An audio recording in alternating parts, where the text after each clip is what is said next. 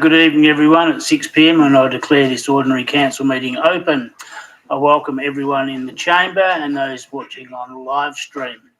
The City of Swan acknowledges the traditional custodians of this region, the Whadjuk people of the Noongar Nation, and their continuing connection to the land, waters and communities, and we pay our respects to their elders past and present and their descendants.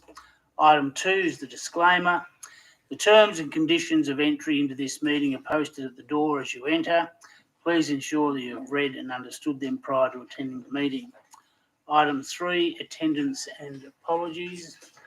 I believe everyone's present in the chamber other than Councillor Podovnik. That's okay. Hopefully she'll join us shortly. Item 4, declarations of financial proximity or interest infecting impartiality. I've got 3 declared from Councillor Bowman, declared an impartiality interest in item 4.3, proposed outbuilding Fewster Turn, due to the draftsperson deputy being on the same P&C committee as himself, and Councillor Bowman is the past P&C president. Councillor Johnson declared an impartiality item in item C 3.1, divestment of city-owned land on various lots in Midland, as his daughter is employed by a potential purchaser. And Councillor Zanino declared an impartiality on item C 3.5, basketball drainage works Upper Swan, as is related to one of the landowners that are affected by this item. Are there any other councillors or staff? Being no others, we'll move on to item 5, public question time. Questions and answers recorded in the minutes of the meeting may be summarised in accordance with the Local Government Administration Regulations 1996. Questions and answers marked with an asterisk have been amended either for the purpose of summarising or removing preamble statements or for editing purposes. All questions received have been answered and provided to the person that submitted those questions, and all questions will be published in the minutes of the meeting. Item 5.1, answers to which questions were taken on notice. There were nil. Item 5.2, questions relating to reports contained in the agenda, and 5.2.1, questions of which due notice have been given. There were nil. Item 5.2.2, questions without due notice. Mr. Bob Baku asked 4 questions and they've been answered. I'll now ask if any member of the public gallery wishes to ask an item which is relating to an agenda item for tonight's meeting. No questions on agenda items? Thank you. We'll move to 5.3, other questions. 5.3.1, questions of which due notice has been given. There were nil. And item 5.3.2, questions without due notice, and we had 5 questions. I believe it's from Mr. Lee Rosetto. You've seen those answers, Mr. Rosetto? Yes. Just push the speak button. If anything arises out of them, I'll ask you at the next section to ask questions not on the agenda. Okay, thank you. And the next person who asked questions without due notice was Catherine Martin, and those 5 questions have been answered. If anyone in the public gallery wishes to ask a question on an item not on the agenda, please come to the podium now, state your name and ask your questions, please.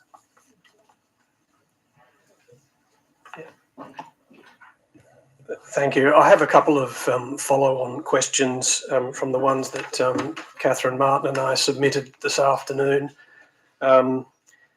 We've read the answers.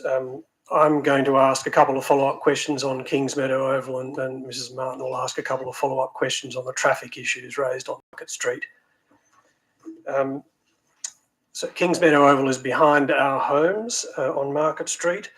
I'm aware of the consultation that was carried out last year, as referred to in the answer to question 2. My question is, in relation to the future redevelopment of Kings Meadow Oval, and particularly the river, around the edges of the river, and the provision of safe access there too, what is the process from here in terms of deciding on the options and allocation of funds, and what is the timing associated with the implementation of that decision? Mr. Coaten, thank you. Thank you. Through you, Mr. Mayor, as outlined in the answer, there is some consultation currently being undertaken with the traditional owners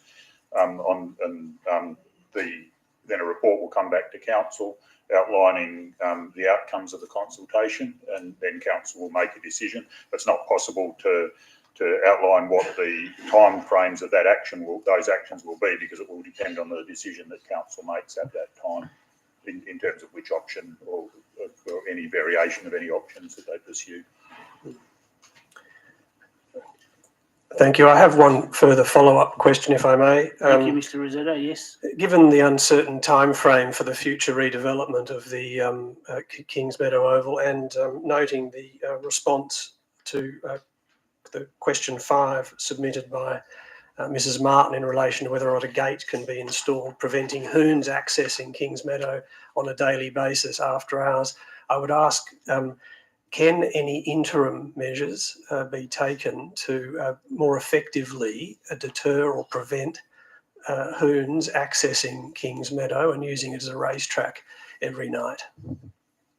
Thank you, Mr. Coaten. Yeah, through you, Mr. Mayor. Yeah, we can, certainly that can be investigated. Certainly the recommendation of staff would be not to install gates that are open and closed during the day. That would be quite problematic, but other options can be investigated. Thank you. I'll ask again before we go on to the next item. Is there any other questions from members in the public gallery on items not on the agenda? Thank you. Thank you. Catherine Martin, resident of Market Street in Guildford. Have received the answers to the questions that I put forward today. I just have a couple of follow-up questions. Given that it was my child that was nearly hit by a car on Market Street, I'd like to follow up on what's being undertaken. And in the answers it was referred to chicanes, diverting potentially traffic away from Market Street, which is exactly the outcome I'm looking for, back to the main arteries. Just wondering why that wouldn't necessarily be a favourable outcome. Thank you, Mr. Coaten. Yeah, through you, Mr. Mayor, the traffic may be diverted. I can't remember the name. I think it's Athol Street is adjacent, and there's a couple of other local streets that are adjacent as well to that. So there may be other roads that the traffic is diverted to. They're actually one way. They're one way, so they can't be diverted. They're actually, Stephen Street is one way, and then the main arteries that they would have to go on because it's a no left turn would be James Street and Great Eastern Highway, which is where the traffic should be. Yeah. Well, the city's position generally is that in relation to chicanes that it can direct traffic elsewhere. If they are one way, then half of the traffic could potentially be diverted that way. But I hope that's answered. Yeah, I would put that it's physically impossible for that to occur, given the way that the traffic is actually currently going. It actually is illegal to turn, and therefore that brings me to my next question. In the answers, it says that currently the consideration is that there is enough deterrence for people not to take an illegal left turn near Guildford Primary School, but it occurs on a daily basis. And I absolutely don't want my son to become a statistic, and therefore I think that saying that the engineered approach is null and void is unacceptable. I don't understand why we can't make it so that it is actually impossible for cars to turn left at Guildford Primary. And the issue is that when people take a shortcut, but the traffic isn't the issue, it's the speed in which they take the shortcut to beat traffic. So I watch my children walk to school every single day, and I'm about to go back to work full time because I've been working from home, and I have anxiety about them actually walking to school. And so I put to you that something as simple as a camera there to stop people, to deter people. I phone the police almost every day. And so I just would like some advice on where to take this from here. Thank you, Mr. Coaten. The best advice would be to continue to contact the police about it, as it's an enforcement issue. I think it's a behaviour issue that can be engineered out, just as the If you've organisation got a I'm in. question, thank you, Catherine. You can ask a question. Yep. Not public statement. Sorry, is it possibility then to engineer out the issue on a low cost basis? Mr. Coaten. Well, that would involve cul-de-sacking the road, essentially. Is it a possibility to consider other engineering processes? You should take the question on notice, Mr. Coaten, and get back to Well, Catherine I Martin. think I'm not really sure what other engineering processes could be taken. The lane where vehicles turn left is actually physically blocked. There's the curbs there. There's the chevron board. There's two no left turn, no entry signs. So from an engineering perspective, short of physically blocking the road, and I don't think there would be much, because I would think anybody who makes that move would know absolutely for certain that it's a prohibited move. So the only way from an engineering perspective, to prevent it would be to physically close that lane so that no vehicles could get in or out. I would think that would be the only engineering way to. Okay, to so prevent it. as a solution, could that be looked at? Mr. Coaten. Yes, it could be. It could be looked at. It's part of. I'll take it on notice, Mr. Mayor, and provide some information. Thank you. Thank you. I just have one further question. Thank you Thank for your you. time. I just wanted to ask exactly what the data that's being referred to in the answers is, the statistics. The statistics haven't occurred yet, as I've mentioned before, but I'm wondering where the data's come from. The city undertakes traffic counts on a regular basis across roads, and I think from memory, last one in Market Street was 2020. The 85th percentile speed, which is the speed at which 85% of vehicles are travelling at or less than, was 57 kilometres per hour. So it is above the posted 50 kilometres per hour, but that's not uncommon for such roads. So that is fairly typical of roads within the city of Swan. Can I ask if that was during COVID? I'd have to take that on notice, Mr. Mayor. Thank you Thank very you. much for your Thank you. questions. Thank you. That takes us to item 6, public statement, and no one registered to make a public statement by 10 a.m. this morning. Takes us to item 7, petitions. Is there any councillors or members of the public who wish to present a petition tonight?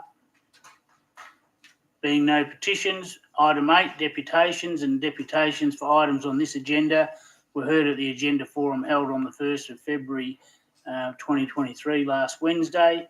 Item 9, announcements by the presiding member. There are nil. Item 10, members' questions, and 10.1, answers to questions which were taken on notice. There are nil. 10.2, questions of which due notice has been given. Councillor Knight, your 3 questions have been answered. Item 10.3, questions of which due notice has not been given. Do any councillors have any other questions? Councillor Johnson first. Thank you, Mr. Mayor. I've got a question about the Helena Street or Great Eastern Highway and Helena Street turn, which has been mentioned tonight by Ms. Martin. Just a couple of sentences of preamble. On 2 occasions, I've spent half an hour there just watching the traffic go through illegally, and every 5 minutes, somebody during the rush hour is making an unlawful turn. Given the scale of the kind of unlawful behaviour, would it be possible to ask the police to put a camera there and catch all these people? I'm sure it's the same people making the illegal left turn every day. Is that possible through you, Mr. Mayor? I'm sure anyone can request that, and the best thing to do would be to contact the local traffic branch and get them to put someone there, and I'm sure after the people who use that and other people seeing it, getting it on the spot infringements would be far better than a camera, but anyone can ask for that. Well, I'm asking Mr. Mayor, can the city do it? The city can write to the WA Police and ask. Thank you. Any other questions, councillors? Being no other questions, go on to item 11, leave of absence, and I've received a formal leave of absence from Councillor Jones from the 9th of February to the 2nd of March, inclusive this year. Any others, councillors? Thank you. Second leave of absence request from Councillor Howlett from the 17th of February to the 24th of February this year inclusive, and from the 2nd of June to the 12th of June inclusive. I need a mover. Move Councillor Parry, seconded Councillor Knight. Is there anyone against? Being no one against, I declare those leave carried. It takes us to item 13, any business left over from the previous meeting, and it's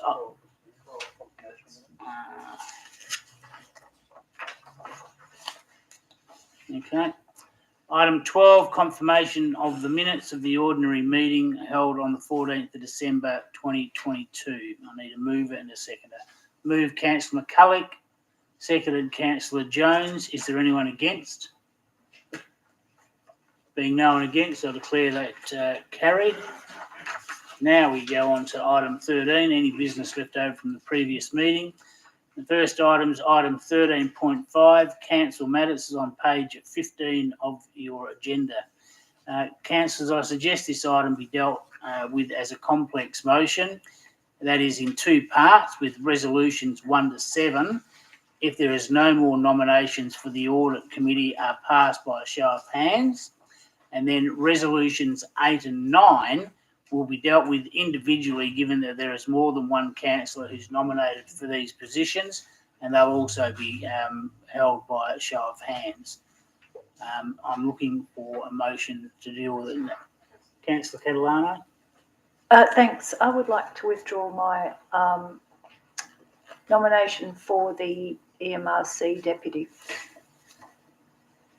Thank position. you. That's item 9. I still have more than one person seeking nomination as a deputy member. So I'll just ask before I continue, are there any other nominations to be the deputy member for the audit committee? Then in line with what I've just said, I'd like to receive a motion that items 1 to 7 are adopted separately, and then we'll deal with 8 and 9. You're moving that way, Councillor Parry. You're seconding that, Councillor Zanino. Is there any opposition in adopting items 1 to 7? Being no opposition, I declare that the items 1 to 7 are carried. We now move to item 8, and that is Question, Mr. Mayor. Councillor Johnson. I'm just reading there. It says appoint Councillor Bowman or Councillor Catalano or Councillor Henderson as deputy member of the EMRC. I believe I submitted a nomination. It's not on the run sheet. Councillor Catalano is just withdrawn. Can I? Yeah. So if we can deal with item 8 first, Councillor Johnson, then we'll get to item 9. So item 8 is to advise the Minister of Planning that Council has nominated either Councillor Bowman or Councillor Catalano for consideration as the deputy member for the Development Assessment Panel. Councillor Catalano. I'll withdraw from that one, thank you. You'd like to withdraw your nomination? Yes, thanks. Okay, that only leaves Councillor Bowman. Before I ask for a motion, I'll ask if there are any other people considering nominating for that position. It's a deputy position for the Development Assessment Panel. Then I'll need someone to move Councillor Bowman. Move Councillor Parry, seconded Councillor Henderson. Is there anyone against Councillor Bowman becoming the deputy member for the Development Assessment Panel? Being no one against, I declare that carried, which takes us to item 9. And it previously read appoint either Councillor Bowman, Henderson or Catalano. Councillor Catalano has since withdrawn her nomination, and Councillor Johnson, you wish to nominate, or you had previously nominated. Councillor Johnson? Yeah. Thank you.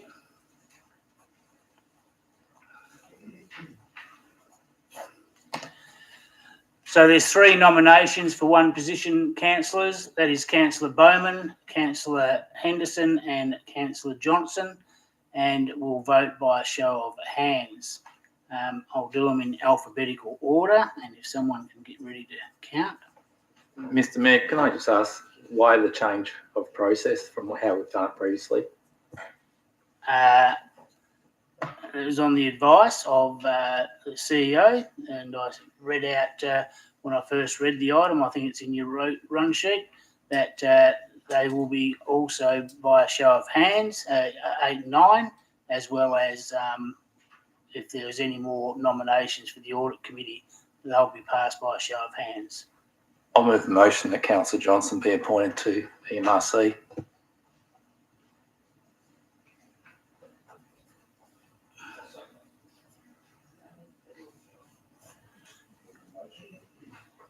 Just can I, through you, Mr. Mayor, can I get some clarity? Does that mean that Councillor Bowman is withdrawing? I just need some clarification, please. I need some clarification because we're dealing with point 9. We've already halfway through what I said was a complex motion. So I was trying to clarify who was nominating.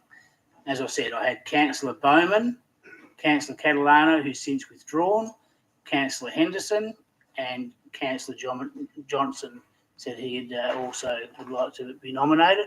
So that means I have 3. Are you withdrawing, Councillor Bowman? Moving a motion that we appoint Councillor Johnson to EMRC. You have seconded that, Councillor Johnson. Is there any is there anyone against that motion? You wish to debate it? Okay, I'll put that motion to the vote as the opposers do not wish to debate it. Those in favour, and I'll just make sure that it's on the board. So move Councillor Bowman, seconded Councillor Johnson. That Council resolved to appoint Councillor Johnson as the deputy member to the East Metropolitan Regional Council. Those in favour?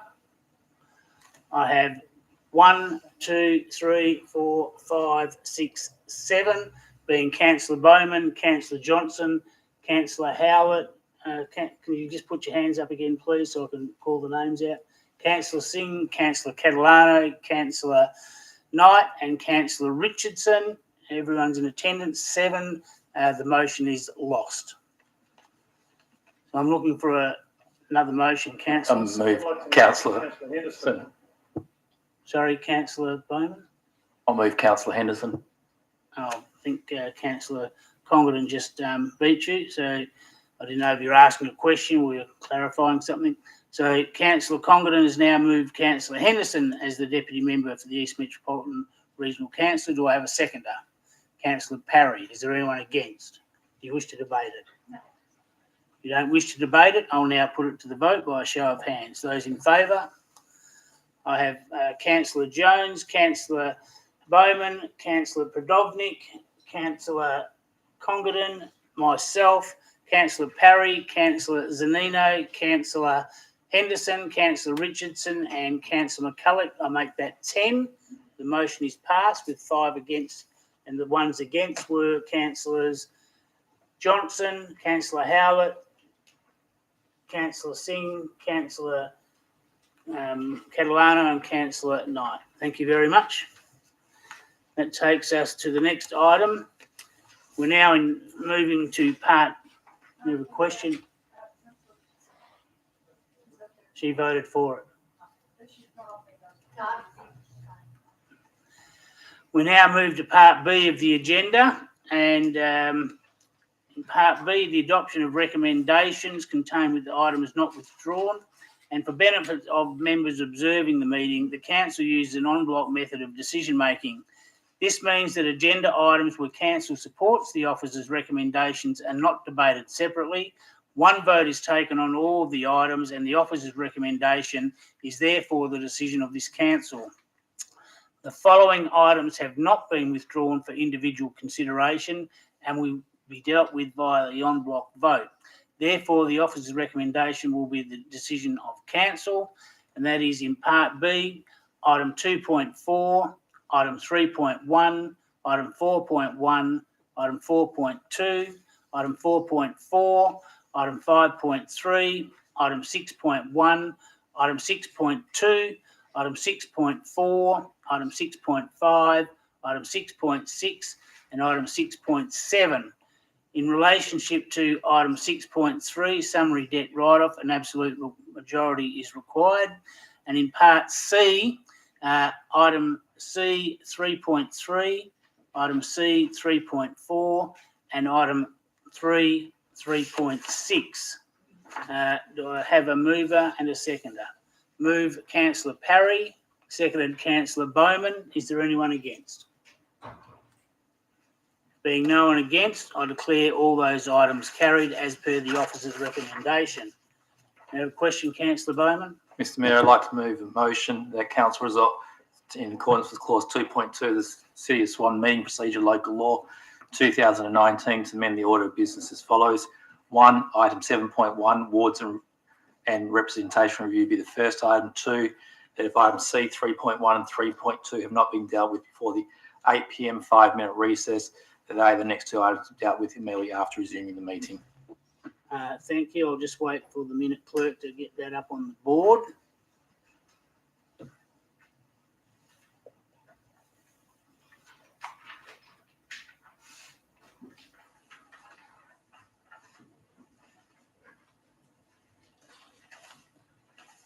You just bear with us while we get it on the board, make sure we've got it right before I call for a seconder. Thank you.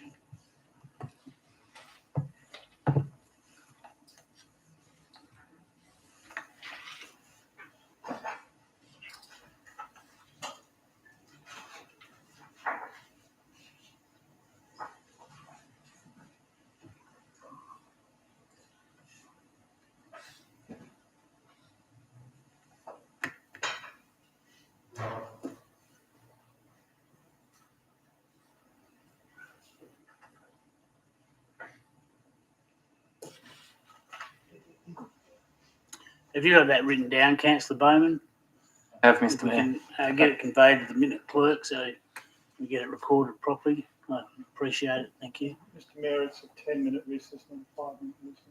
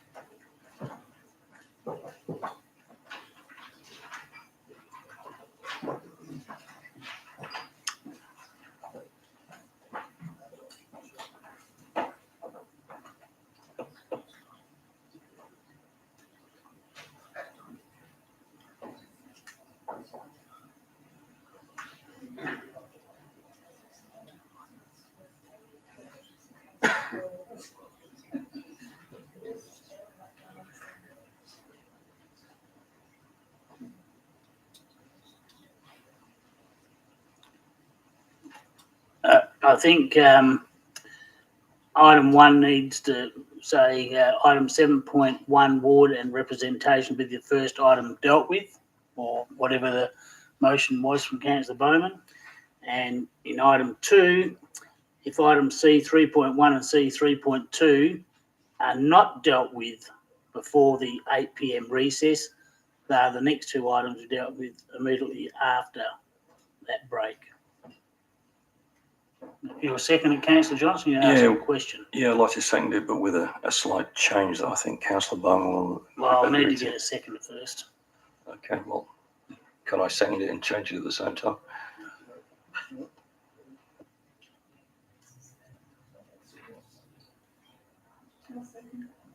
Seconded, Councillor Howlett. Amendment. Just wait till we get it right on the board first. Thank you, councillors.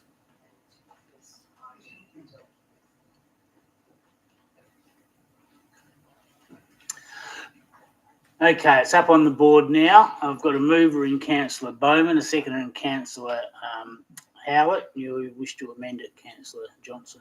Yeah, Mr. Mayor, I'd like to amend it so that immediately after item 7.1, we deal with item 4.3 because the only people in the public gallery are here for item 4.3.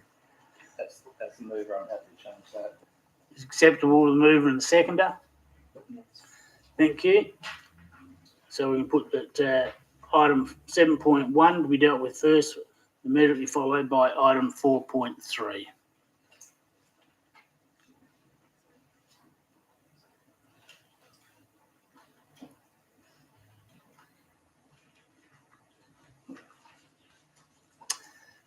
Thank you. Now we've got a substantive motion on the whiteboard, councillors. You can all have a read of it. I'll ask, is there anyone against? Being no one against, I declare that carried. That now takes us to item 7.1, and Councillor Congdon, I believe you're first.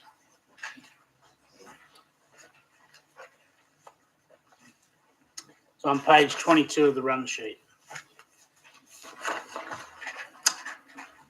Thank you, councillors. So my motion is that the council resolves to 1, adopt the officer's recommendations subject to the inserting at part 1, bracket 3, a transfer of the part of the suburb of Henley Brook located within the Whiteman ward to the Pearce ward.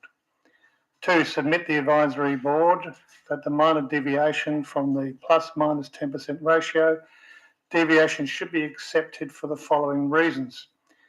The part of the Henley Brook is physically separated from the other developed areas in the remainder of the Whiteman ward.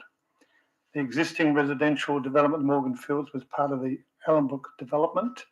The part of the Henley Brook has a stronger community of interest with Ellenbrook, and the remainder of the wards are within the plus minus 10% ratio deviation.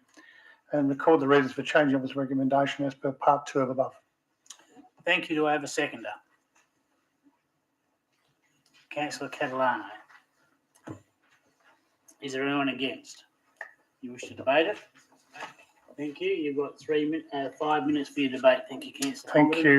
Thank you, Mr. Mayor. Councillors, I don't need to spend a long time on this. We've been through this ward program as a result of a ministerial direction. So we have what we have, and we have to do what we have to do. I'm not sure if anyone in the room is familiar with a gerrymander. And if you're not familiar with a gerrymander, it's a series of maps that were developed way back, which had kind of all really weird snakes and turns and twists and directions on structures of a political nature. In this particular case, it would be fair to say that Ballajura, or the Whiteman ward, has been singled out as the ward that could be changed. I could be sitting here arguing that why pick on the Whiteman ward when we could have picked on the Altone ward, or we could have picked on the Mill and Guildford ward and or the Pearce ward, etc., etc. But given that we have to do what we have to do under instruction, it seems to be fair that bringing the ward down to Ballajura, Whiteman, which incidentally hasn't got too many people living in that, Calicabadi, which has got only a few more living in Calicabadi, and Malaga, which is an area where it's one of our largest rateable commercial areas, but very few people actually vote in that area. So we're back to prominently where we were once before of Ballajura. So taking it on the chin, as one would say, we're heading from 3 councillors down to 2. The bit that did surprise me, hence the comment about the gerrymander, was the tiny little place in yellow that was on your maps, which basically is the Henley Brook. So it's been removed off the current map, as you can see. That forms now part of the Pearce ward. But beforehand, it would have been stuck in the Whiteman ward. One of the issues going back when we did the ward review some time ago is we put Brabham and parts of Henley Brook in the Whiteman ward. And if the 2 councillors were sitting here that are no longer on council would tell you, they never went there. They never serviced it. And that's out of the words of those 2 councillors, not something I've made up. Because it was simply down the Marshall Road, chuck a left, keep on going, chuck a right, keep on going, chuck a left, hang around near the Jungle Park somewhere, and there you are, you're in the Whiteman ward. It seemed a bit weird when every other ward didn't have that. There were clearly defined boundaries, clear defined areas, and clearly defined objects of why you would retain those boundaries. So we are where we are. And I think that the resolution that I'm presenting to council tonight provides that everything else remains much the same. And by taking out that little portion of the yellow that was there before and putting it into Pearce makes good sense. Now, the argument could be on the plus-minus ratio. And in a previous life, I spent nearly 10 years as the chairman of the Local Government Advisory Board, as the chairman. And we had plenty of local authorities come to us with deviations greater than minus and plus 10%. If the minister is serious about the intent moving forward to do the reduction of councillors from 15 to 14 with a popularly elected mayor, then I cannot see for the life of me why the board wouldn't accept this deviation. Given that where we are with the ward structure at the moment, there's lots of low numbers, but they're going, they're going to increase. There's a strong probability that Ballajura won't decrease. It's an ageing suburb stepping back. There is a possibility hanging around the Malaga train station that could change things, but that's a long, long way away. So I'm considering that by implementing this now, and there will be a further review, trust me when I say there will be a further review, whether it's in 4 years or 5 years' time, you'll all be sitting around this chamber doing another review on the numbers because we are exploding. But currently, the minister, I think, will accept this. If he doesn't accept it, he'll send it back and say, I'm not happy, reconsider. If there's a reconsideration, we put the little yellow bit back and we work with that. But I think I'm fairly positive in working with the ministers of local government that they'll accept the plus 10, minus 10 ratio as we've listed here in my recommendation Thank you, Mr Mayor. Thank you. Councillor Catalano is the seconder. Yes, thank you. Well, as I spoke on this before, when this was brought in last year, I just think that the risk of asking electors to vote for 14 councillors plus a mayor is just too much. Electors aren't used to doing it that way. And I think that if we don't actually come up with some ward boundary, changes that we can agree on tonight, that the chances are that electors will then be asked to vote for the full contingent of councillors plus the mayor. And I think it's just too much of an ask. And I think that what's likely to happen is that, I understand that there may also be preferential voting next year, and I understand that's also across the field with the candidates. So there's the potential for this election ballot to have a huge number of names. And I think probably most voters, or most voters, electors, who aren't, forced into voting, because this is not a compulsory election. Local government isn't compulsory. We'll probably just take one look at it and go, are you kidding me? And chuck it in the bin. So that's why I think we need to come up with a ward review tonight, rather than let it all slip away and we end up with a spill. Thank you. Thank you. Councillor Parry, you indicated you want to speak again. Thank you, Mr Mayor. I've been a councillor for the Whiten Ward for the previous 3 years. I live in the area, I raised my family in the area. My children go to the local Catholic primary school. My sons play at the mighty Ballajura Royals. My daughter plays for the school netball team. I would never, ever, ever contemplate representing the Pierce Ward, Altone Ward, the Swan Valley Gidgee Gannett Ward, or the Midler Ward.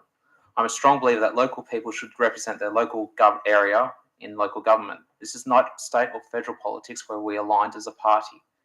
But it is my opinion that these days of local councillors living in local communities have been fundamentally undermined by segments of our community who spread to other areas of the City of Swan community to ensure that they try and gain power within council.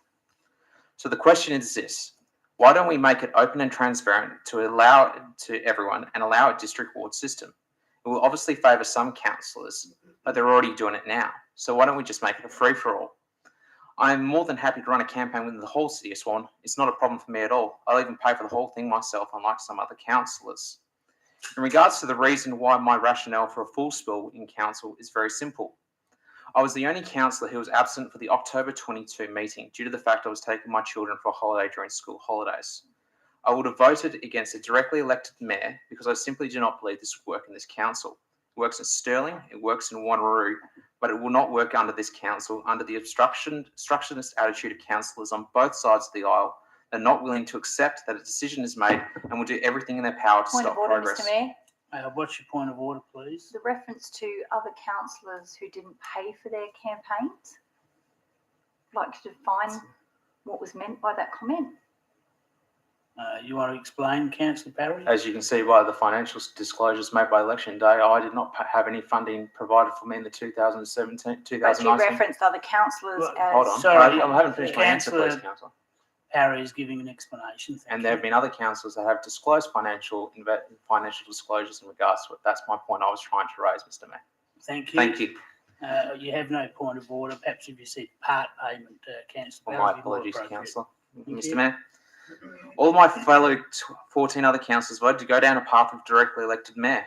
You all now have an obligation to ensure that the next mayor, to give the next mayor to allow him or her to set his or her agenda and to be allowed to put candidates that believe in the mayor's positions.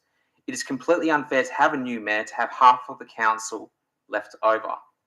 You all voted for a directly elected mayor. You should all resign to allow the mayor to be given the chance to succeed. This would be in the best interest of the City of Swan and the community. For the record, I admit I am up for nomination in 23. However, if I was up for nomination in 25, I would still resign. I ran with Councillor Congdon on a campaign of integrity and experience, and I would adhere to that point. You do not show integrity if you say you want a directly elected mayor, but you're not willing to quit your post. You should give them the full capacity to succeed. The future mayor will have a mandate, in my opinion, to set the agenda. They face the whole district. They earned the right, unless we go to a district ward system. Then if you are re-elected, then you can counter their argument saying you have a mandate too. Right now, the ward system is a half-pregnant system for the system that you're trying to create. You will say it's the least preferred option. My counter-argument is that only 61 people responded, which is less than 0.001% of the total City of Swan population. The district ward is the only fair way to change what we are trying to achieve.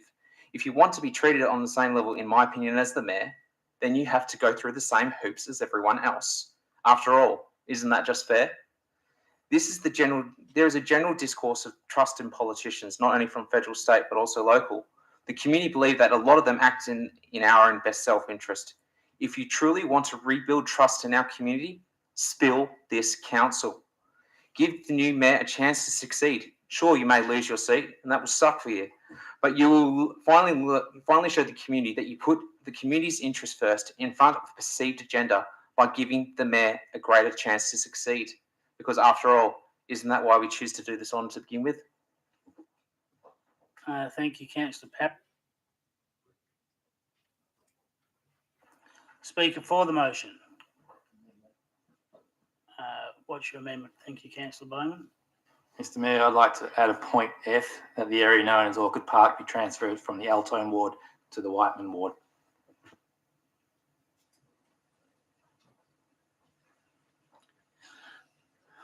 I don't think that even actually appears on the map. It may be known as the residential subdivision, may be known as Orchid Park. It was previously part of Beachborough. It's now in the suburb of Bennett Springs. Have we got a seconder, or are you debating, Mr Mayor? I'm just trying to clarify. You're referring to Orchid Park, which is a residential developer's name, not a part of a suburb. If you're wanting me to clarify my motion, I can, if that's what you're asking in a Thank you. roundabout way. But the area known as Orchid Park, which is bounded by Marshall Road, Beachborough Road North, Reed Highway and Tonkin Highway, be transferred from Altone ward to Whiteman ward. Do I have a seconder? Councillor Johnson. Is there anyone against? Question, Councillor Thank you. Congdon. What does that do to the plus minus? Because we're already at the just over 10. What does that do? Someone in the room can give me that answer. I can give it all to you if you'd like me to open my Well, debate. I have a question. Well, perhaps best be directed to staff if they know, but I'm happy to, if I'm allowed to, Mr Mayor. Have you got the information? You can answer Councillor Congdon's question. I'm happy for you to do that. Thank you, Mr Mayor. The impacts of transferring these 607 electors to the Whiteman ward as follows. The number of electors in Whiteman ward will increase from 12,990 to 13,597. The council to elector ratio is then 6,798, and the percentage ratio deviation is plus 6.8. The number of electors in the Altone ward will decrease from 22,229 to 21,622. The council to elector ratio is 7,207, and the ratio deviation is plus 0.99. Satisfied with that answer, Councillor Congdon? Yes, thank you. Thank you. I'll ask again if there's anyone against the amendment as put by Councillor Bowman and seconded by Councillor Johnson. I'm against, but I'm not going to speak on the item. So there's no one else against. I'm going to put it to the vote. Those in favour of Councillor Bowman, Councillor Johnson, Councillor Howlett, Councillor Singh, Councillor Catalano, Councillor Congdon, Councillor Knight, Councillor Zanino, Councillor Henderson and Councillor Richardson. I'll make that 10. I didn't see your hand go up. And Councillor Jones, which is 11. Those against were myself, Councillor Parry, Councillor McCulloch and Councillor Prodovnik. The amendment becomes part of the substantive motion and I'll ask for a speaker for the motion. Councillor Henderson. Briefly, councillors, in fact, Orchid Park was a consideration when I was looking at maps as well. I think it's quite clearly defined, and the proposal we just dealt with satisfies some of the numbers. A good motion. Just briefly, I think the idea of moving Morganfields back into Ellenbrook is a big positive, and it's part of that community. So those are the reasons that I think Councillor Congdon's motion is a better fit than what we had before. The general community in Gidgegannup were happy to see the Swan Valley and Gidgee stay together. They did feel that including Bullsbrook would in fact make the ward large, and they thought that perhaps the two councillors might be overworked. Well, I'm used to driving a long way, so I didn't think there was a big argument, but this does work, and I'm more than pleased to support it. Thank you. Speaker against the motion? Any other speakers for or against? Councillor Bowman, which way are you speaking, please? For Mr Mayor. Mr Mayor, I'd like to congratulate the staff for a great solution to what could have been a very hard task. The officer's recommendation clearly took into account the best of option 2 and 3. I totally 100% agree with Councillor Congdon in all the points he's made regarding that part of Henley Brook having much more connection and community interest with Ellenbrook. And there were submissions that said that as well. By moving Orchid Park, it is now within the 10%. So there is no issue there as well. So, Mr Mayor, I just asked, do we actually now need recommendation 2 on there, because it actually is within the 10%, but otherwise extremely, I think, a good outcome for this council. Thank you. Speaker against the motion? Any other speakers for or against? That was a question as well. I'll ask the mover of the motion.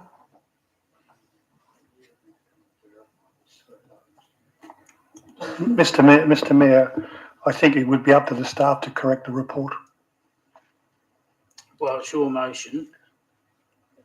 Yes, but I'm not driving all the numbers that have been made reference. I think the staff need to check those numbers out and make it accurate. Sorry.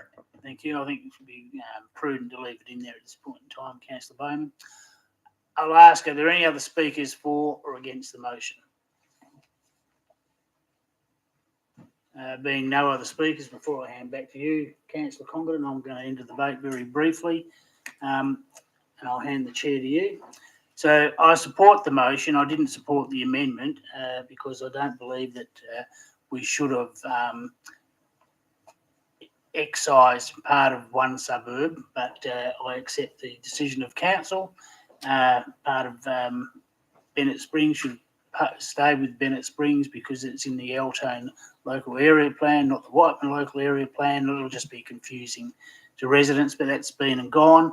So I endorse the recommendation. I think it's a far superior motion to the one suggested by Councillor Parry. It was unfortunate he was away at the October meeting, but this council made a decision to stay with wards, and we just had to adjust some boundaries to comply with the minister's ultimatum. We've done that. We didn't agree at that point in time to do away with wards. We wanted wards, and I think if you voted for having wards at that point in time, you should also vote for having wards, and I can congratulate Councillor Congdon and the people who have supported that motion so far. So, Councillor Congdon, if you need 5 minutes, you've got your right to reply. Thank you. Thank you, Mr Mayor. So I think, and hopefully the recommendation will get up, and so the city mandarin, I can call it now, is that with the various different shapes, that the teal, the blue, the purple and the green and the yellow wards will get up with the appropriate names. Interestingly, that Orchid Park was at one stage in Balladura, before it got transferred out. So it's gone out and come back. Back to the future. Look, I have an opinion shared equally with Councillor Parry. I'm deadly against the popularly elected mayor. I am vehemently against bringing council numbers down. But we, as I said in my opening debate, we are where we are and we have to do what we have to do. So let's get on with it, inform our community what we're doing is for their best, and hopefully they'll accept that. And then good luck with all your new wards.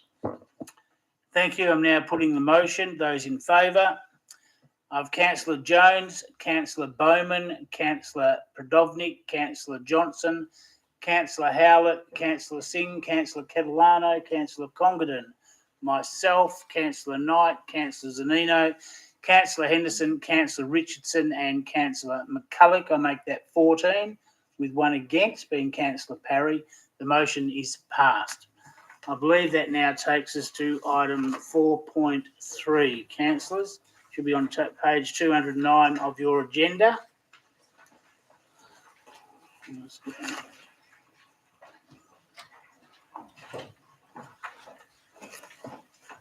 207 and Councillor Bowman, I think.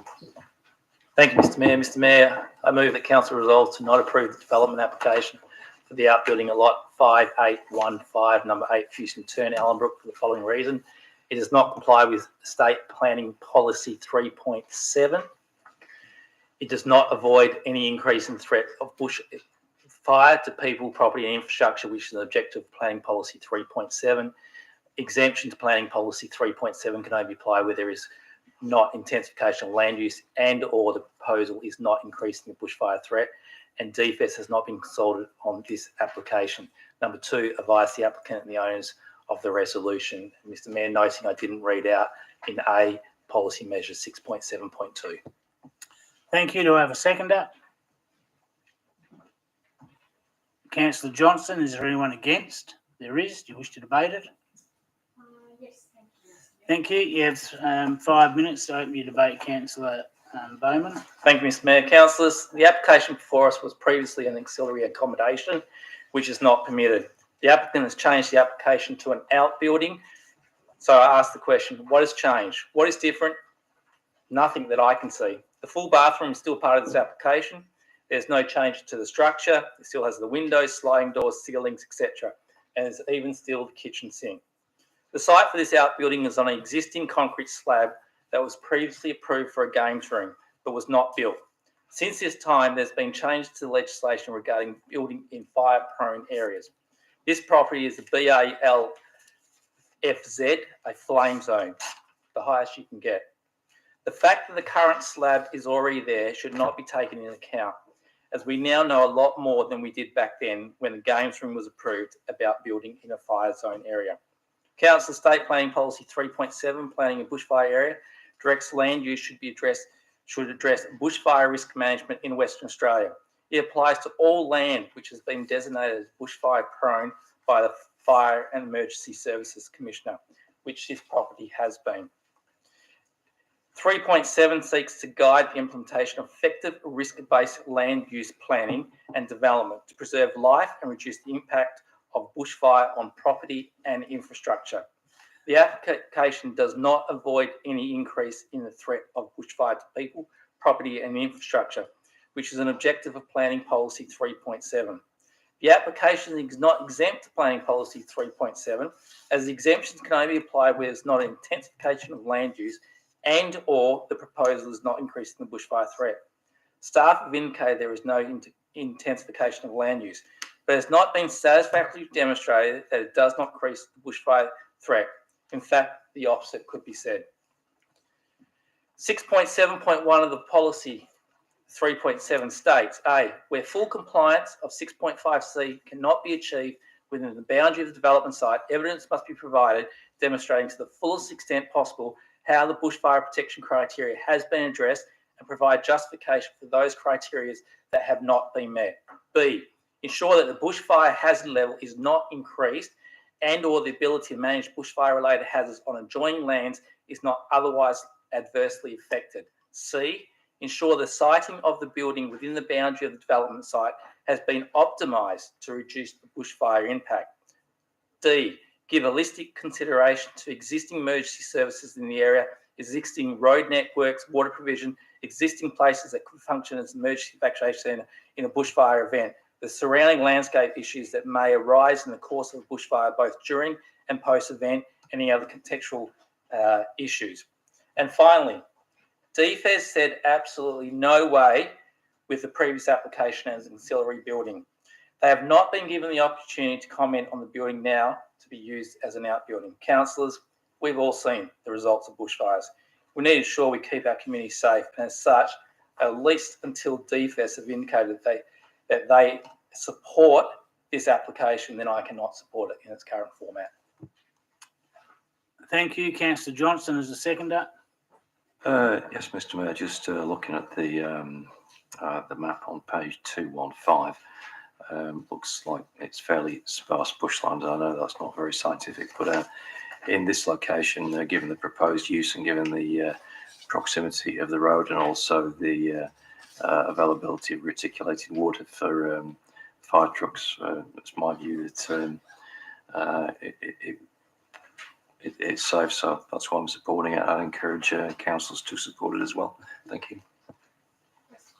Question, Councillor McCulloch. Thank you, Mr. Mayor. Question to staff in regards to DFES approval. Is that pertinent for an ancillary dwelling? Mr. Russell. Thank you, Mr. Mayor. DFES's comments have been that they haven't supported the application for ancillary dwelling because it's an intensification of land use. They have not indicated that they wouldn't support a extension that is not an intensification of land use. Thank you. Speaker against the motion. Question. Question, Councillor Johnson. I just wonder if I've got myself involved in an impartiality interest here, as I'm a DFES volunteer firefighter.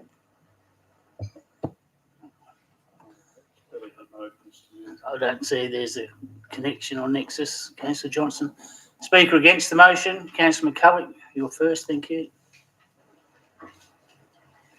Thank you, Mr. Mayor. Councillors, we know that the DA originally was seeking approval for an ancillary dwelling.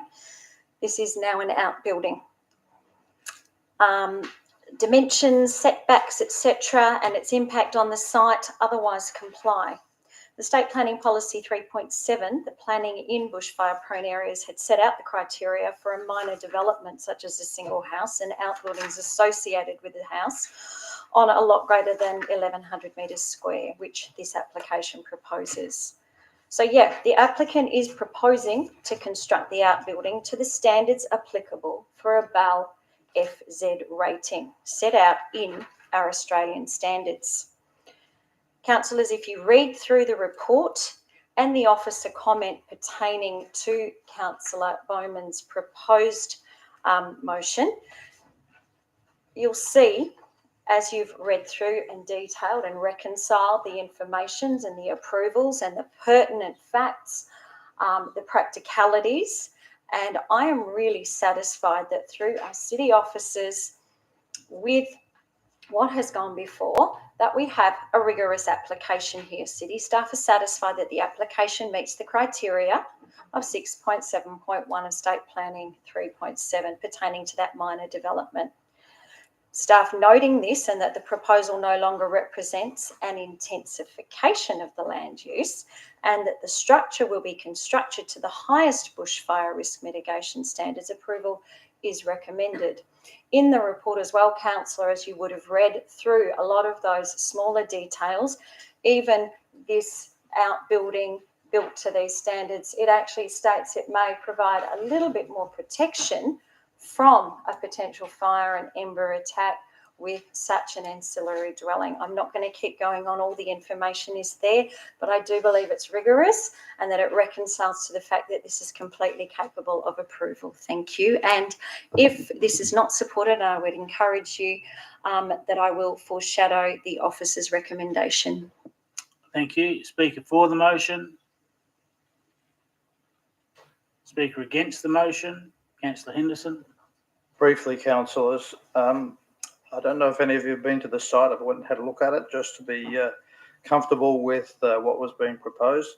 It's very high on the hill, and the access to that boundary to the north east would be difficult for a fire truck in any case. And the point, though, is that Northlink does provide a big barrier from the northwest.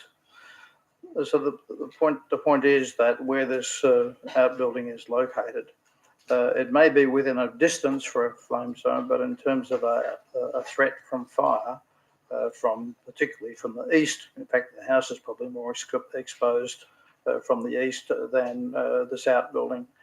So, in fact, by placing it where it is would, in fact, in my opinion, under a threat from the east, would protect the other shed to the to west. So, given that the technical aspects have already been explained, I think that the practicality of this is that it in fact improves slightly one aspect of radiant heat in particular to the shed and the actual application fits the requirements, and we have the ability to assess these things and make a determination. In my case, it's adequately covered. Thank you. Thank you. Speaker for the motion. Any other speakers for or against the motion? No other speakers. You're right to reply. Thank you, Councillor Bowman. Thank you, Mr Mayor. Noting that I didn't move the policy measure 6.7.2 and I made that point. Mr Mayor, I'm not questioning staff's comments about the intensification of the land use.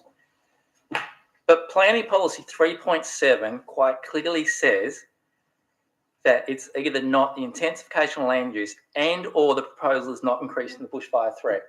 Councillors, if you think this is increasing the bushfire threat, you should not approve it. Councillors, I heard people tell me that they don't think so. But the people that tell us, the only people that can tell us is DFES. They are the experts. We haven't got that from them. As I said in my opening address, if DFES said it was okay, I'd be happy with it. But we have not gone to that. And I strongly support you vote for my motion. Thank you. I now put the motion. Those in favour, please raise your hand. I have Councillor Bowman, Councillor Johnson, Councillor Howlett, Councillor Knight and Councillor Richardson. That is 5. The motion is lost. Those against were Councillor Jones, Councillor Brodovnik, Councillor Singh, Councillor Catalano, Councillor Congdon, myself, Councillor Parry, Councillor McCulloch and Councillor Zanino. I didn't see your hand up.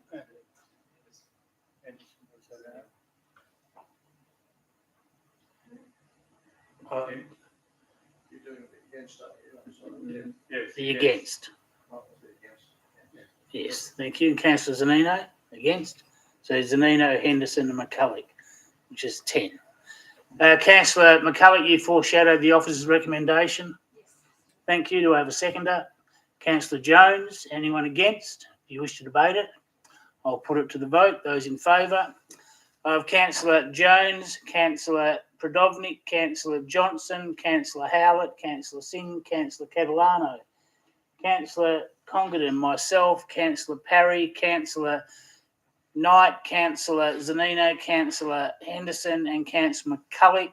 I believe that's 14. And 2 against was Councillor Bowman and Councillor Richardson. 13. It's one of those nights. The motion is carried. The next item, Councillor, is item 2.1. It's on page 30 of your agenda. Councillor Howlett. Thank you, Mr. Mayor. Okay, so my motion is 2.1, proposed policy use of pesticides on city assets.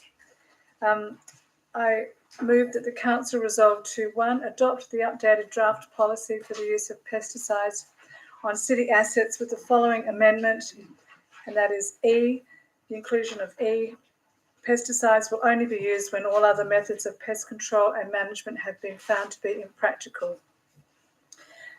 Record the reason is the 2020-21 Strategic Community Plan Major Review states that the community's highest priority is the natural environment, and as demonstrated in the 2019-20 Community and Business Perception Survey, only 56.4% of the community are satisfied with the city's understanding of community needs and prioritisation. The vision for the 2031 for the natural environment as listed in the Strategic Community Plan states, our city is committed to enhance our environmental performance and sustainability through our actions, service and partnerships. To increase the KRA outcomes of both the natural environment and governance, the city must take on board the submissions it receives. With regards to the draft policy use of pesticides on city assets, 8 out of the 9 respondents raised direct concerns regarding the use of chemicals, including glyphosate. Thank you. Do I have a seconder? Councillor Knight. Is there anyone against? There is. Do you wish to debate it? Thank you, Councillor Howlett. You can open your debate. Thank you, Mr Mayor. Councillors, the addition of point E as set out in my motion provides a response to the community feedback captured in consultation. It merely seeks to fortify section 2.2 and strengthen point D of the policy by ensuring that alternative treatments to chemical use are trialled. It is important to note that the word impractical means not practical, and the decision on whether a treatment or new technology is implemented or deemed impractical remains that decision of staff. Councillors, as identified in the Community and Business Perception Survey 2019-20 that I just referenced, only 56.4% of the community are satisfied with the city's understanding of community needs and prioritisation. This amendment provides us with an opportunity to raise the KRA outcomes in community satisfaction by directly responding to the community consultation, in addition to adhering to the Strategic Community Plan 2021-2031 vision for the natural environment.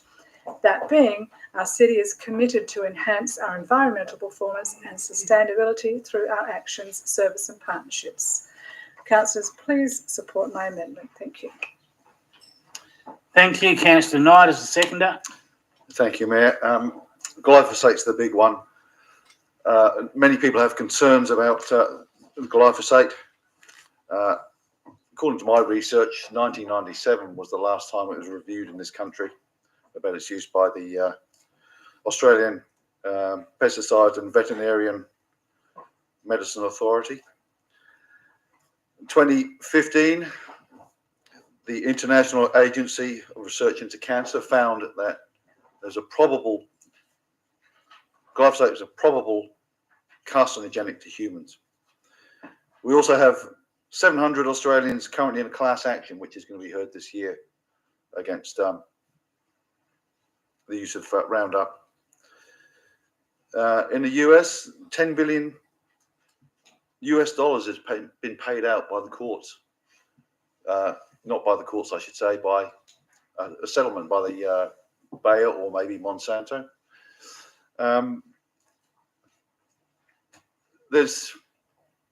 I think we have to be very careful with this. I mean, you know, we have to start looking at some alternatives. I know it's a big city and it might not be practical to employ other methods like steam weeding and things like that, but certainly in ovals and places where people use for recreation, I think we ought to be looking at other alternatives. We need to just be, I think, honest about it, you know, and take a risk-averse approach to it because it's health. It shouldn't be purely about money. So please support this motion. Thank you. Speaker against the motion, Councillor Congdon first. Thank you, Mr Mayor. It's an interesting subject, given the number of authorities that use, say, steam weed controls and now opting to get out of those steam weed controls because of the cost. Bassendean, 10.4 square kilometres, $135,000 they spend on steam weeding. The commentary by the City of Bassendean was it is ineffective. The constant use of steam weeding measures far exceed those of a glyphosate control program. We have 1,000 square kilometres, not 10.4 square kilometres. In the report provided by the officers, it indicated approximately $3.9 million would have to be put on our budgetary measures to look at alternatives. If you want to do the maths on this, and I'm sure there are some mathematicians in the room, about 4% in rate increase would be required to go down this road. Interesting again that Bassendean only steam weed their hard surfaces. They don't steam weed any of their parks or gardens as it's impractical. So their pavements and part of their roads is what they do. Our road network is extensive. But coming back to the cost, would we be prepared to look at a nearly $4 million expenditure increase or quadrupled what we currently spend in order to look at a continued method of steam weeding? I would think our community would say no. And I'm aware of the survey perception report, but I don't know in our business perception survey, consumer perception survey, that is adequately articulated what actually happens with weed programs. Now, I made comment to someone earlier today when I was discussing this that I use glyphosate and have done since I was probably in maybe 15 years of age till I am now. I'm not dead yet, thank God. Not to say it might not get me a bit later on, but I think if we look at the officer's comments, it says it is looking at new technologies all the time. New technologies all the time. So I think it's a little bit impractical to have a look at a method where it's going to cost 3.9 million or above. Thank you. Thank you. Speaker for the motion. Councillor Catalano. Yes, thank you. There's a couple of interesting comments in the report that it states there's a desire from the community to reduce chemical use where possible. And then there's another figure there that the city spent approximately 1.29 million on weed spraying in the last financial year. That's a lot of weed spraying. That is, again, about glyphosate. Now, the thing is, we talk about costs, but we've got short-term costs and we've got long-term costs. And, you know, there was a lot less of this glyphosate being sprayed around when I was 65. And the thing is that young infants and even, babies unborn are being affected by glyphosate because it's in the bloodstream of us all, because the cumulative costs of this herbicide in the environment and in the bodies of all living things. Well, if you don't believe it, you need to go and have a little read about it, because that's the reason why so many countries across Europe and the world are actually looking at this herbicide and thinking about banning it, because the costs, the long-term costs to insects and bees, just in terms of pollination of our crops, I mean, the loss of bees. Do you understand that that's being affected by these pesticides and herbicides? The long-term costs on the cumulative effects of herbicides in human bodies, what's that going to be? What's the cost going to be on the healthcare sector in the future, 20 years' time? I mean, I'm 65, but the thing is, when I was a child, it wasn't around.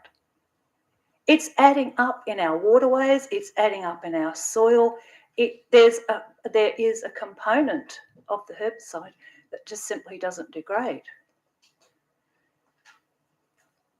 Now, that's why so many people are concerned about the use of pesticides, but also about the use of glyphosate for weed control. I've actually seen somebody go along with a backpack and put us to spray a weed that's on the footpath when it could have been just as easy for them to reach down and grab the weed and pull it out. I mean, it's crazy. We're putting herbicide into the environment when we could just be pulling out weeds.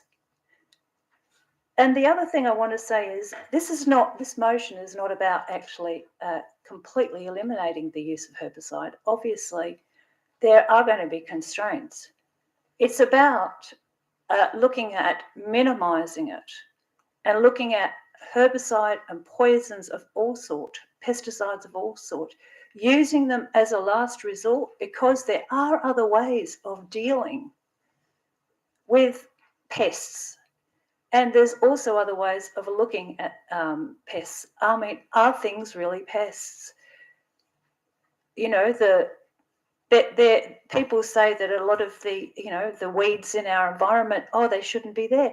Well, they are there. So, why do we have to spray them? We're not going to eradicate them forever. We're just accumulating herbicides and poisons in the soil.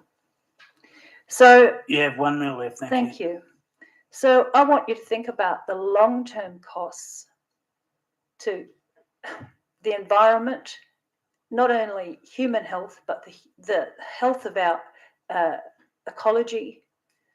That is exponentially, those costs in terms of health and trying to fix up soils and waterways damaged with this accumulation of poisons has to somehow be fixed. Or maybe it won't even be fixed, but the costs on human health and even perhaps on our being able to feed ourselves maybe outweigh any extra cost that actually a consideration of how much herbicide we put in the environment now will bear. Thank you. That's your 5 minutes. Speaker against the motion, Councillor Henderson. Poison in the soil. I don't know if people understand how glyphosate works, but within a very short period of time after it's hit the ground, it actually converts through to a salt, and that salt is harmless. And it's a tiny, tiny, tiny amount of salt. Not sodium chloride like it was touted last time we had this debate, but a harmless salt. Now, I was absolutely flabbergasted when it was said that we shouldn't be spraying this stuff on our ovals for the kids. It's a broad spectrum herbicide.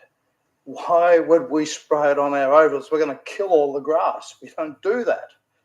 We only spray it in areas that it's needed. So that's the first point. And by the way, that's generally in non-trafficable areas. So that's a key aspect of the use of this product. And then we heard that we're going to pull up a few weeds. There are millions and millions and millions of weeds to be pulled up if it came to that. And to do those with steam and the cost of generating that to carbon dioxide in the atmosphere, if you wish, and the time it takes to heat that water up and the delay it takes to utilise it just adds to cost significantly. So that doesn't work either. So I'd love to know how much it would cost for some people to walk around and pull up weeds. That would be staggeringly more than the $3.9 million that Councillor Congdon mentioned. And we also heard about a $10 billion Monsanto payout. Well, a whole lot of people, particularly in America, walking around with tin hats, thought that they'd have a go at Monsanto. Well, $10 billion is petty cash to Monsanto, and it's what you call go-away money.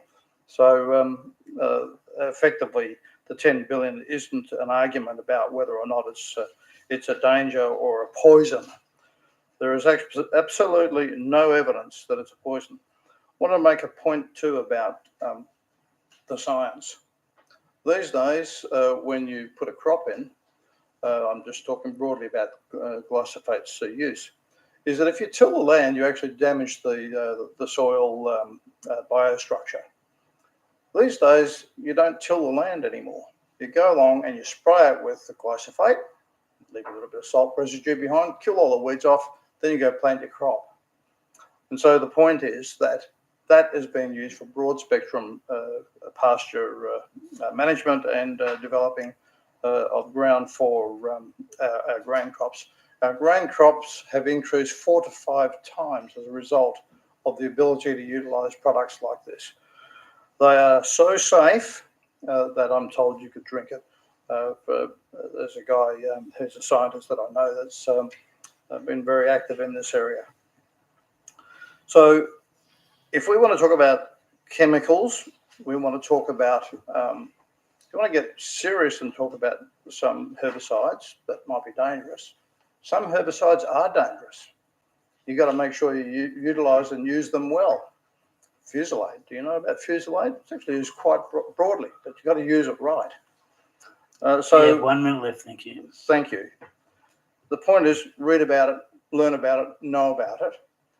Unfortunately, we hear a lot of hyperbole, we hear a lot of scare tactic, but the reality is that probably one of the safest, most broadly used products in the world is glyphosate, and it is one way that we can service our ratepayers effectively, and for any approach to minimise or to take it off our utilisation within our parks and gardens and the like would be absolutely derelict in our duty, in my view, and we should deal with it as per the officer's recommendation, which talks about the proper use of it, it talks about the management of it, and it talks about how we actually provide the services we need for our customers. Thank you. Thank you. Speaker for the motion. Question, Councillor McCulloch. Sorry, I'm just looking at the amendment in E, where pesticides will only be used when all other methods of pest control and management have found to be impractical.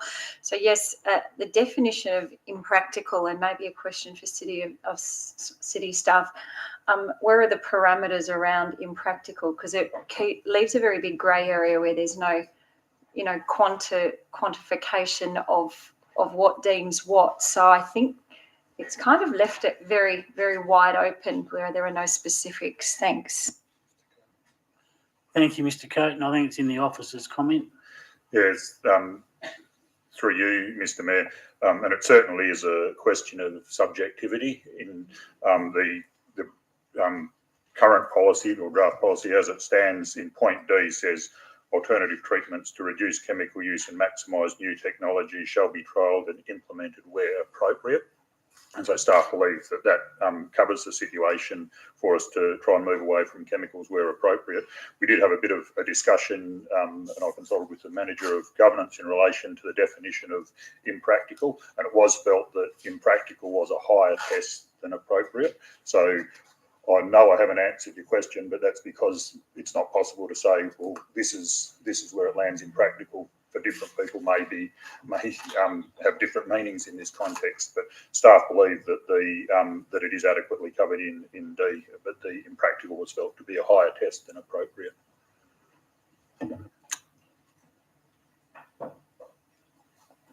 Councillor McCulloch, you've got another question arising out of that, or? But I kind of understand it to the extent that it's probably like trying to smell the colour 9, basically. Yeah. Thank you. I'll ask other speakers for the motion. Speaker, Councillor Richardson. Thank you, Mr Mayor. Just a couple of points I'd like to make in support that. In response to Councillor Henderson's, I know Guy states you could probably drink it. It's probably not the most recommended approach I would take. I guess if you read some of the information that says is glyphosate harmful to human health, products containing glyphosate, side point, may cause eye or skin irritation. People who breathed in spray mist from products containing glyphosate felt irritation in their nose and throat. Swallowing products with glyphosate can cause increased saliva burns in the mouth and throat, nausea, vomiting and diarrhea. And in terms of your second point about how long it lasts in the soil, glyphosate in soil takes 140 days to break down to half its toxicity and will continue to be taken up by plants from the soil for 2 years and longer. Thank you. Speaker against the motion, Councillor Predovnik. Yeah, I just want to say a couple of things. Interesting debate tonight. I'm speaking in support of the officer's recommendation, and I just want to make the statement that the policy is not against the natural environment, and I do actually agree with Councillor Knight's commentary on glyphosate. There's a lot of documentation. Those concerns are well documented, so there's no dispute there from me about that, absolutely. It's just that our policy is mindful of this, and the policy does provide more flexibility for staff to trial new technologies and methodologies. So obviously this is something that we are being mindful of. It also allows our staff to adapt to new technologies as they become available. So again, I would ask Council to support the officer's recommendation. It allows our staff to apply discretion and the flexibility they need to trial what needs to be trialled when it comes to new technologies and methodologies. Thank you. Thank you. Speaker for the motion. Any other speakers for or against? Councillor Parry. The thing I see, if safety has been met by the staff, I look at the $3.9 million cost. The first thing I do, Council, is look at opportunity cost in regards to what we lose. So let's go through the 2023 budget, shall we? If we choose to have a $3.9 million on cost in regards to it, capital works which we would lose, which equal it, are the Arlington drainage upgrades, Dayton Boulevard, Eglinton Drive, all citywide footpaths, Alice Road, Amelia Park, East Street, Kensington, Millhouse Road, Roadburn Drive, Eglinton Drive, Great Eastern Highway Midland, High Point Boulevard.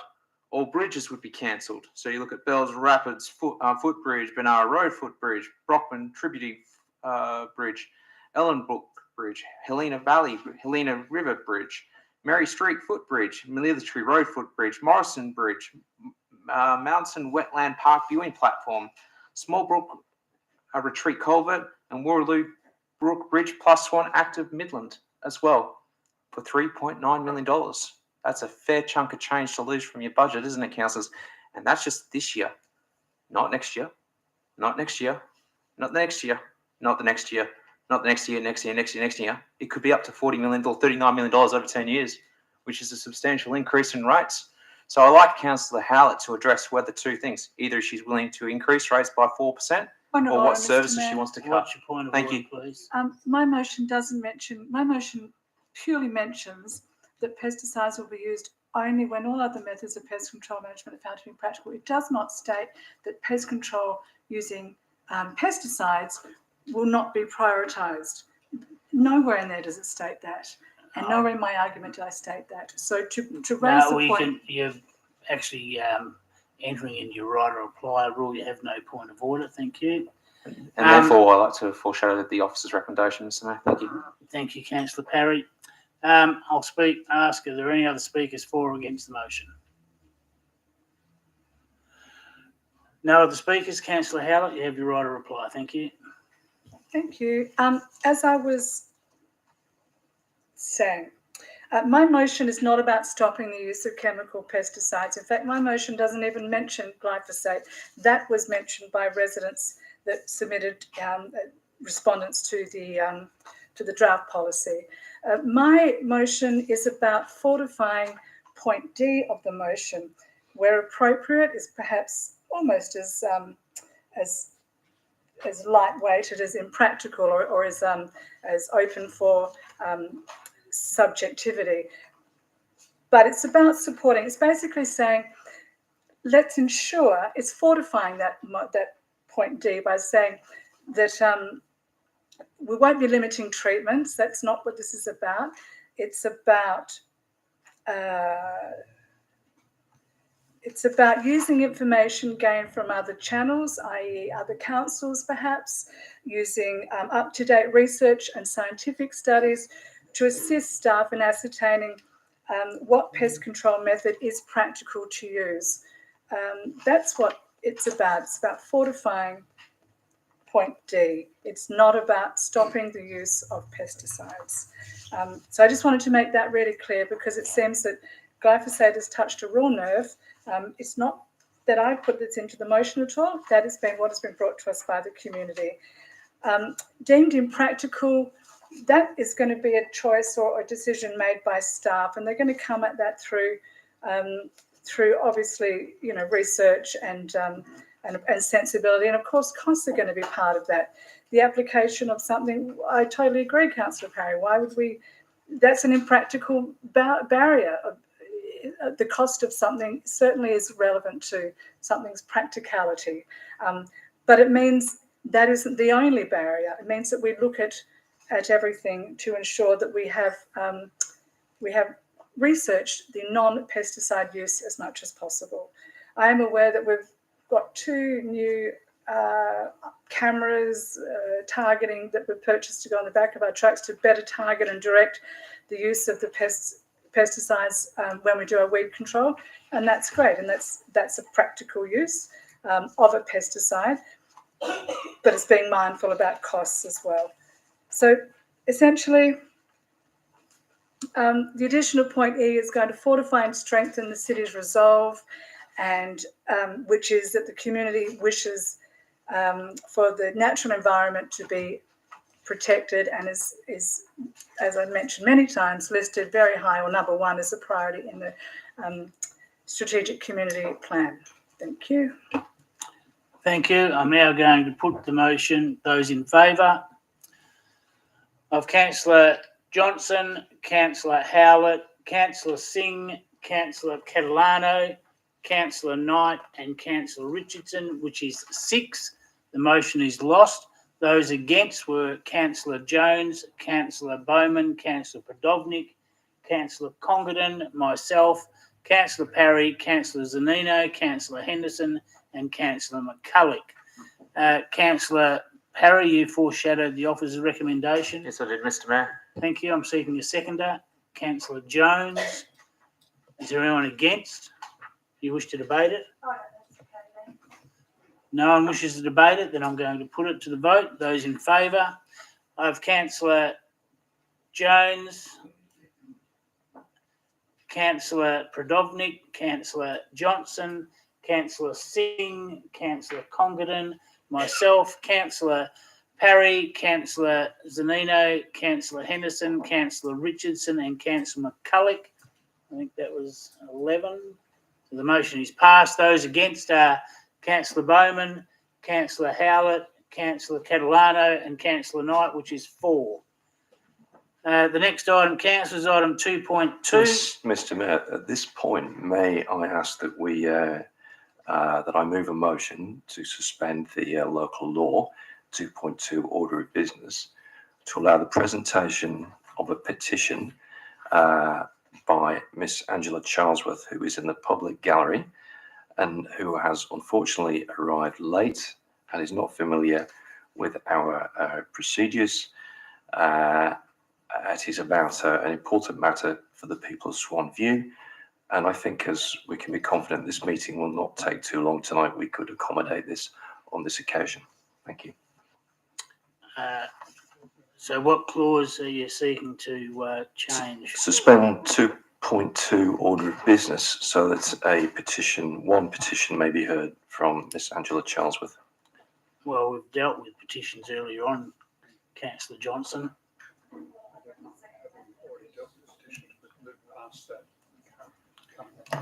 It's not changing the order. We've already dealt with it. I can't go backwards. I'm sorry. Okay, in that case, maybe the CEO can advise, but in that case, I'd like to move that we suspend standing orders to allow the presentation of one petition by Miss Angela Charlesworth for the reasons I explained earlier. Mr. CEO.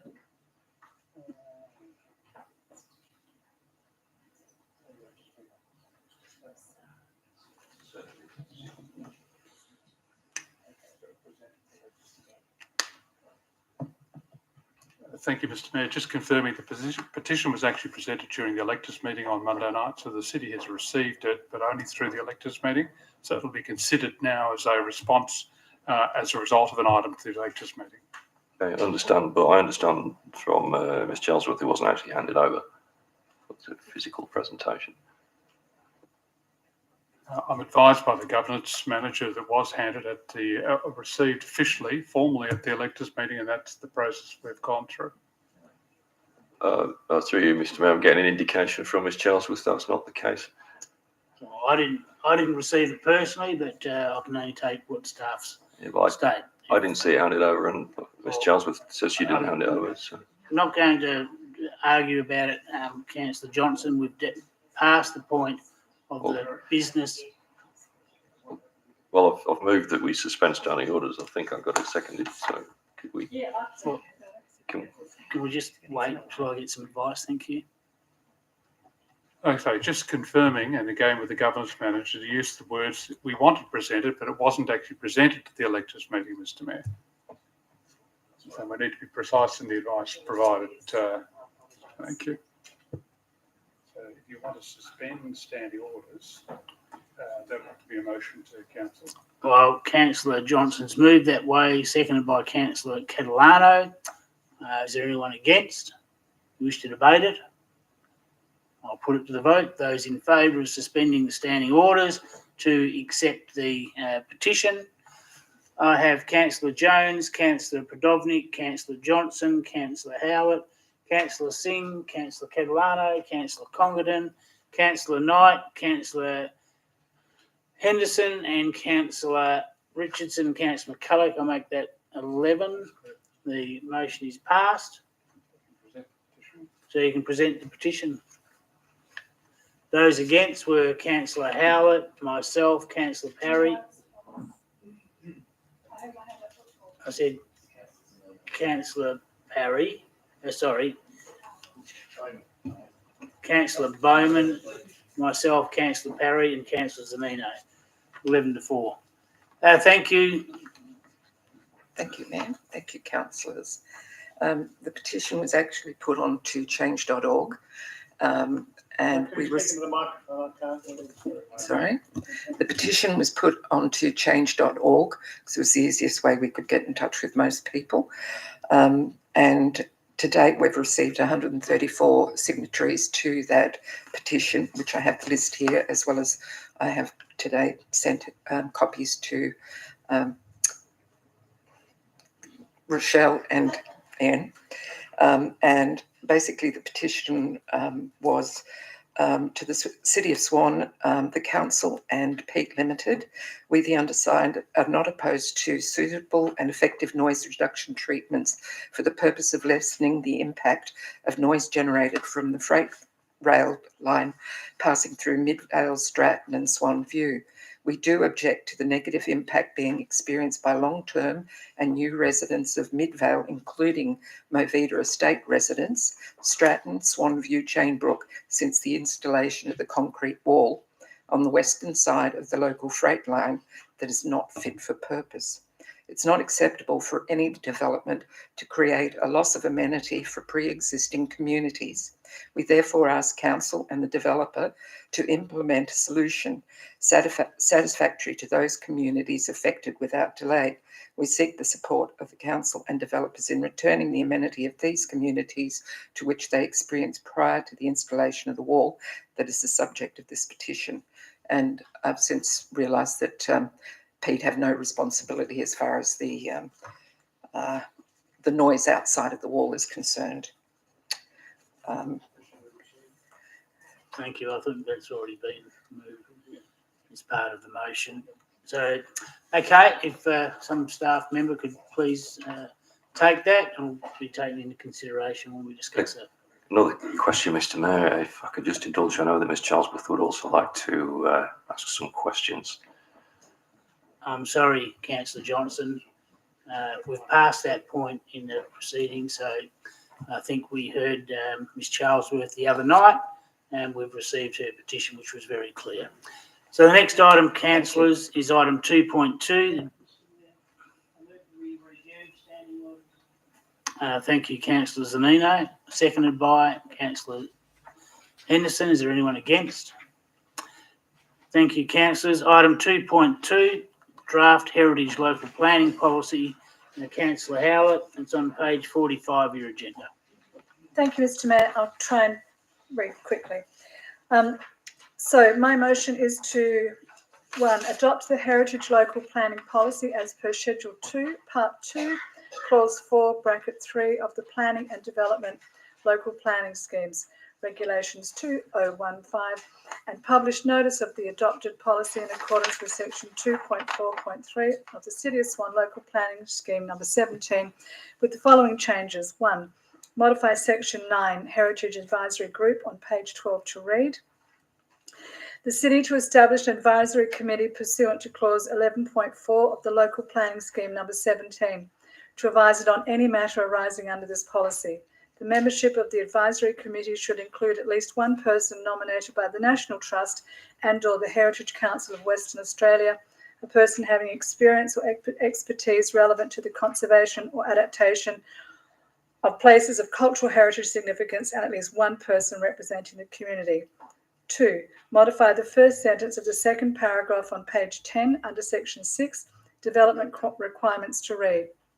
New developments, excluding conservation works to a heritage place that directly replicates or impersonates details of heritage features of a heritage listed place, is discouraged, as it undermines the heritage significance of such historic places within the city. Instead, new development, including alterations and additions, shall be in sympathy with the existing heritage character and respect the traditional style, scale, form, surrounding build height, and siting on the heritage listed sites and street pattern in order to protect its cultural heritage significance whilst maintaining existing ground levels of the site. 2, advise the submitters of the advertised draft heritage local planning policy of the council's decision. 3, record the reasons for modifying the officer's recommendation is that 1, the built environment KRA survey showed the 73.7% are satisfied with the city's management of heritage. 2, to restore the wording of the draft advisory group, restore the wording of the heritage advisory group to be what was included in the draft heritage policy that went out for public submissions will reflect the overwhelming 94% community opinion of the submitters who agreed with it. 3, modifying Section 6 will mitigate potential confusion that may exist around the discouragement of faux heritage. Thank you. Thank you. Do I have a seconder? Councillor Bowman. Is there anyone against? Being no one against, I declare that carried. This takes us to the next item, item 2.3, Strategic Community Plan, Minor Review. Councillor Catalano.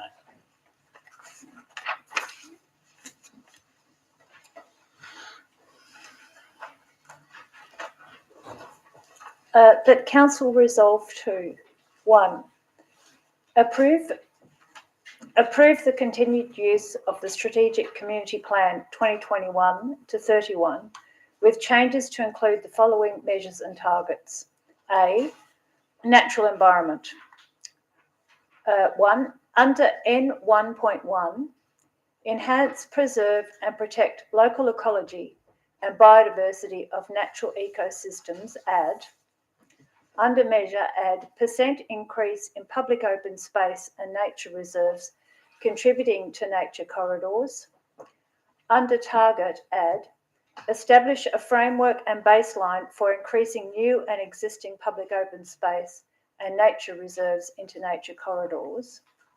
2, under N1.2, preserve our waterways, change, under measure, amend nutrient levels of monitored perennial watercourses to nutrient levels of all watercourses. under target, amend reduce excess nutrients in Bennett Brook to reduce excess nutrients in all watercourses. 3, under N1.3, protect our green environment, under measure add % increase in remnant bushland mapping and assessment, including mature local native species trees with a DBH, that's the diameter, greater than 30 centimetres. Under target, add 10% annual increase in mapping and assessment of remnant bushland, including mature local native species trees with a DBH greater than 30 centimetres. 4, under N1.3, protect our green environment, change. Under target, amend, increase the number of urban street trees by 1% per annum to increase the number of urban street trees by 2.5% per annum. Under target, add, continuously monitor and record urban street and park trees for survival and replant where trees have died. And B, built environment, 1. Under B2, infrastructure that meets community need, add, under objective B2.1, add, assess heritage for inclusion in the heritage list. Under measures, add % of heritage buildings assessed for inclusion in the heritage list. Under target, add a minimum 10% annual increase in buildings assessed for the heritage list. 2, record the reasons for the change is that 1, the community have indicated that the natural environment is important to them and meeting increasing community expectations related to water scarcity, climate change and biodiversity is a priority for the city. 2, the city needs to improve its understanding of what the community needs and prioritises, as only 56.4% said they were satisfied with the city. To increase the percentage result for community satisfaction, the city must take on board what the community want. 4, the 7.1% increase in the number of heritage listed places in Swan, that's in the report, was largely the direct result of community groups making their own nominations to the city for buildings to be assessed in the local heritage survey. This indicates that the community expects and wants built heritage to be assessed for heritage listing. 5, whilst there was a 7.1 increase in heritage listed places, the community has indicated to me that there are many forthcoming nominations. And just add, those nominations were stopped by the planning officer, who said that he wasn't taking on any more nominations. So 6, the city should be proactive in assessing heritage assets itself, as it is a legislative requirement for it to do so. Thank you. Do I have a seconder? Councillor Knight. Do I have anyone against? You wish to debate it? No, Mr. Thank you. I'll then put it to the vote. No one wishes to debate it. Those in favour of Councillor Johnson, Councillor Howlett, Councillor Singh, Councillor Catalano, Councillor Knight and Councillor Richardson, I'll make that 6. Those against are Councillor Jones, Councillor Bowman, Councillor Prodovnik, Councillor Congredon, myself, Councillor Parry, Councillor Henderson, Councillor Zanino and Councillor McCulloch. That is 9. The motion is lost. Thank you. That takes us to the next. So you're moving the officer's recommendation, Councillor McCulloch. You're seconded, Councillor Parry. Is there anyone against? Yes. You wish to debate it? Yes, I do actually. Thank you. If you can start the debate. Thank you, Councillor McCulloch.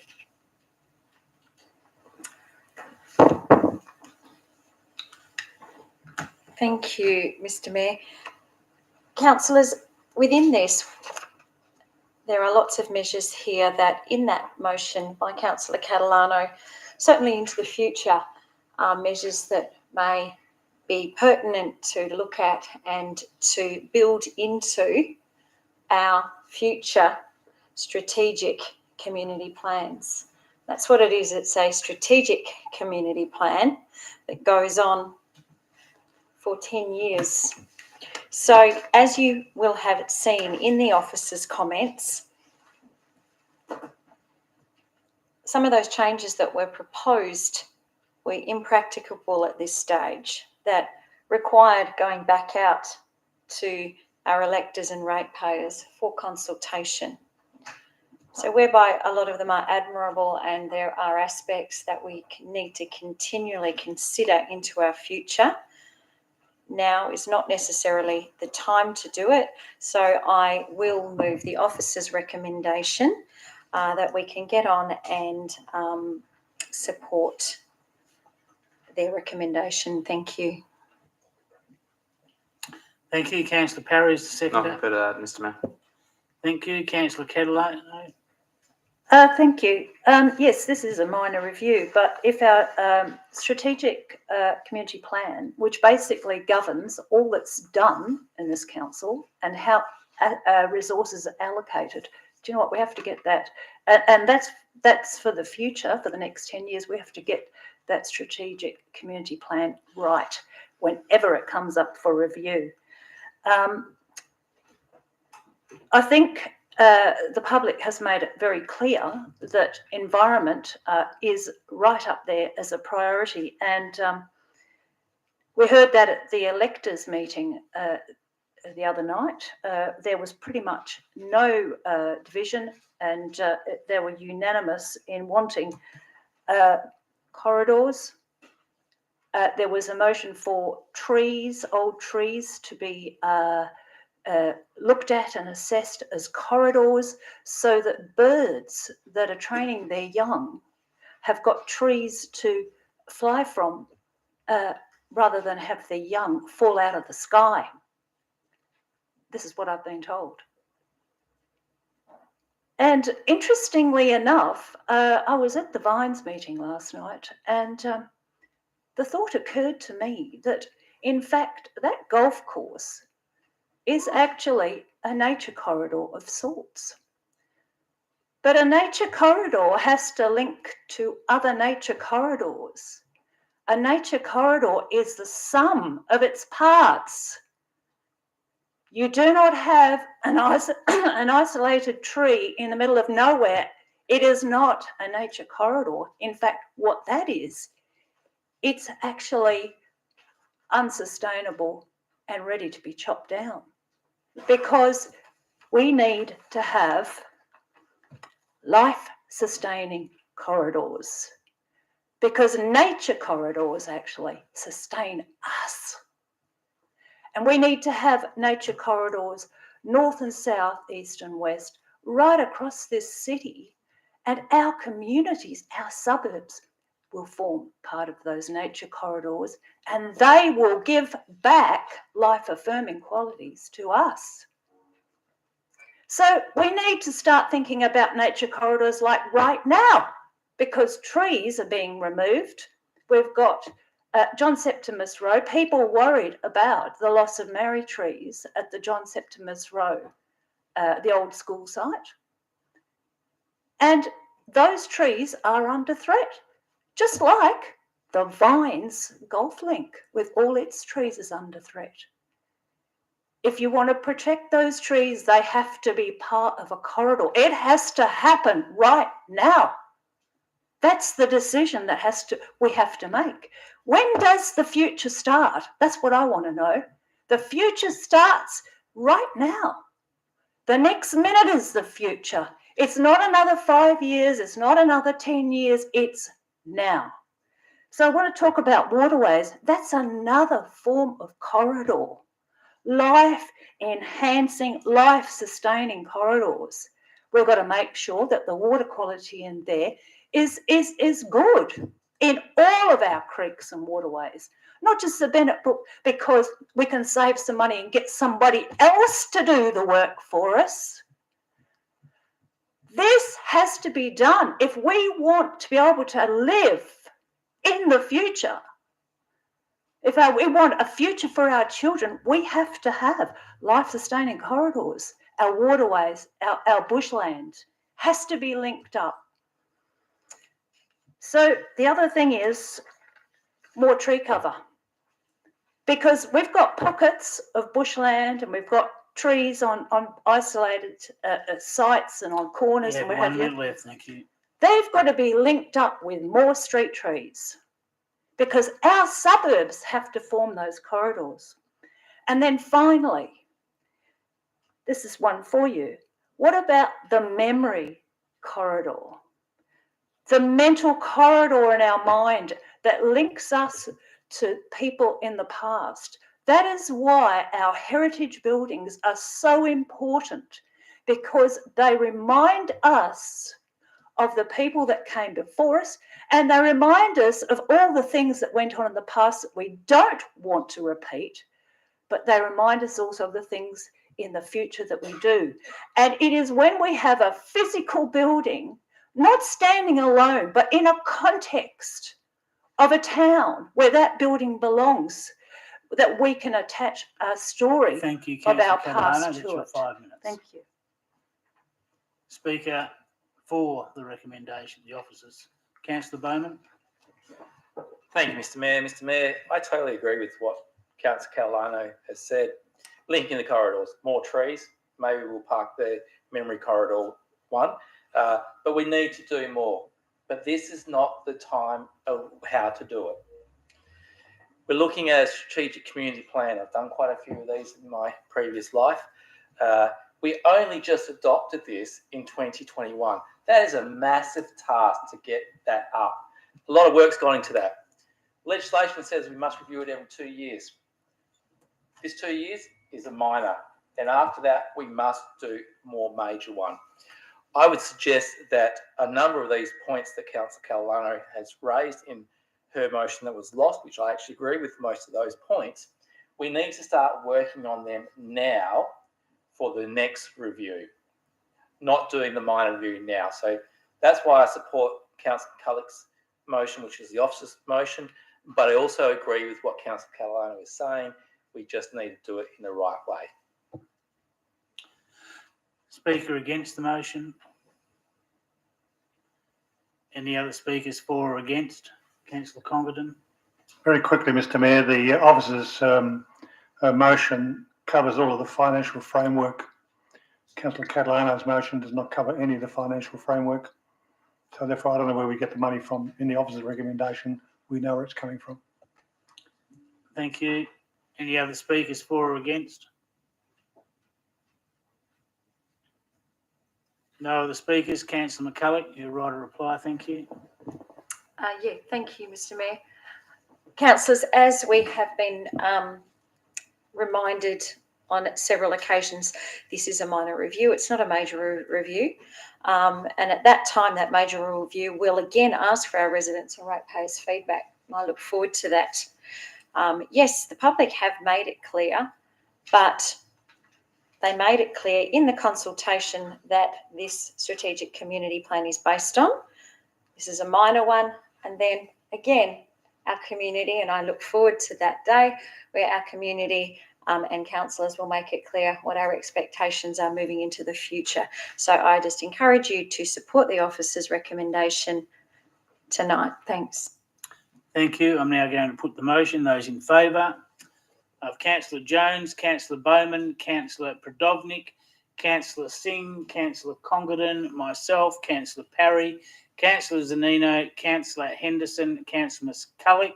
That is 10. The motion is passed. Those against were Councillor Johnson, Councillor Howlett, Councillor Catalano, Councillor Knight and Councillor Richardson. It's now a few minutes after 8. We're going to break for 10 minutes, and when we come back, we'll be going to confidential items. Thank you, councillors.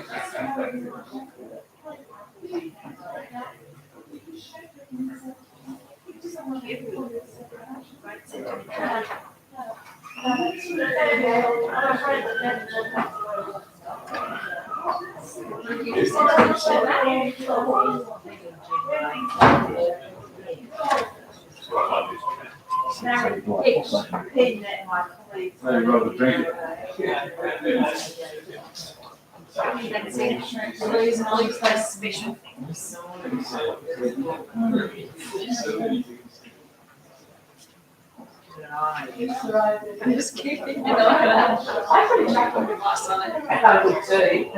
It's a very good idea.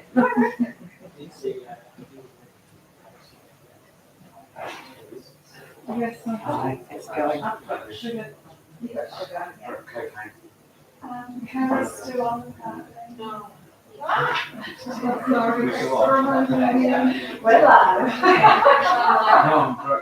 Surrounding areas for the reasons for change, include some emergency information project, avoid any unnecessary delays.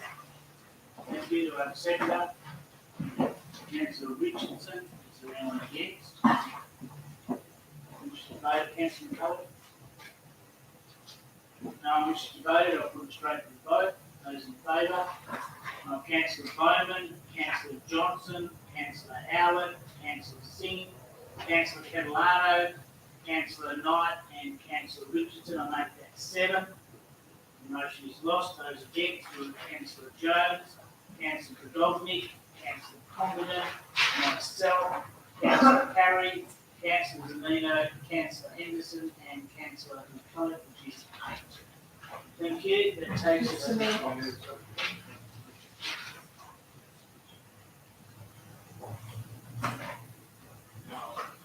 motion cancelled on the, it's in the agenda. You're leaving that way, sorry, Councillor. Sorry. Your second, Councillor Condon, thank you. Is there anyone against? Voted. Thank you. You can open your debate against Councillor Condon.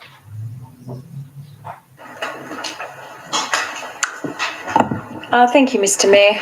Councillors, our officer's recommendation for this motion, and please just bear with me while I go back to it.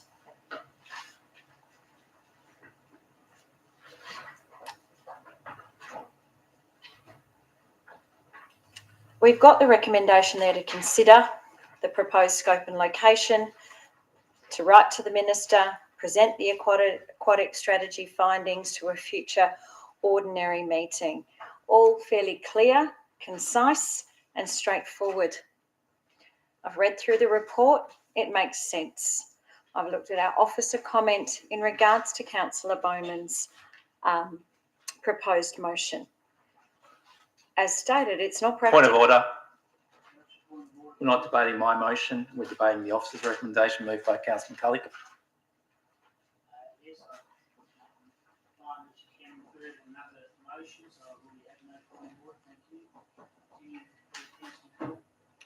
Yes, sorry, Mr. I'm just clarifying why it's pertinent to look at the officer's recommendation before us and its practicalities compared to what we have just voted on. So it wasn't practical to implement it, and I'm sure that was possibly in councillors' minds as we voted. Nor would it be practical to arrange a whole of council meeting with the Minister. The Minister meets with the Mayor and CEO and discusses these aspects as our presiding officer who represents the city. We will receive a draft copy of the strategy at the end of March or early April. It'll be circulated for review and comment.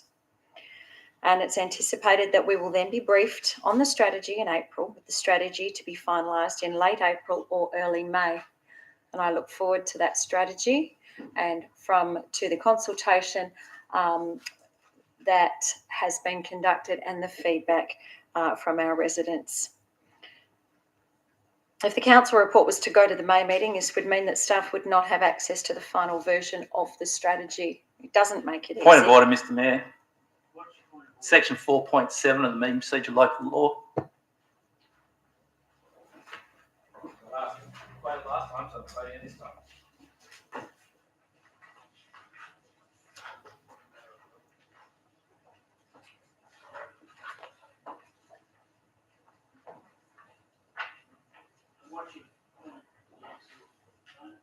Mayor, 4.7 is relevance. My motion was defeated, which refers to May. Nowhere in this motion are we talking about May, so why is Councillor McCulley bringing up May?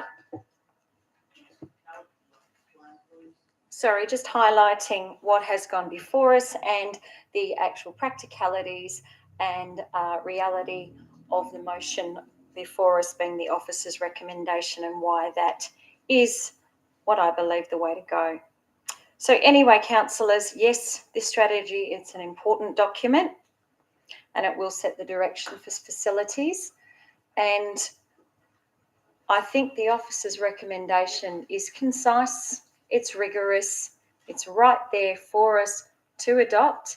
I look forward to what we're going to see with what has been announced and how we move forward as a city and look at what will be before us and what will come through the review and some of those things from state government. I urge you to support the officer's recommendation. Thank you. Thank you. Second that? No, Mr. Mayor, I'm happy with the contents of the officer's comment. Thank you. Speaking against, Councillor Bowman. Thank you, Mr. Mayor. And it's a bit hard to clarify things in the previous motion when there was no debate, but let me clarify something. Because it was unfortunate that it wasn't by the officer provided the officer's comment. My motion wasn't requesting the full council meeting meet with the minister. The mayor is council's representation. The wording of that motion, I see this as no different to the officer's recommendation that we're debating now, that council resolved to write to the minister. As I don't expect we will all be signing the letter. What I was simply saying and referring to was, let's pick up the phone and talk to the minister. But let's get on with actually the item.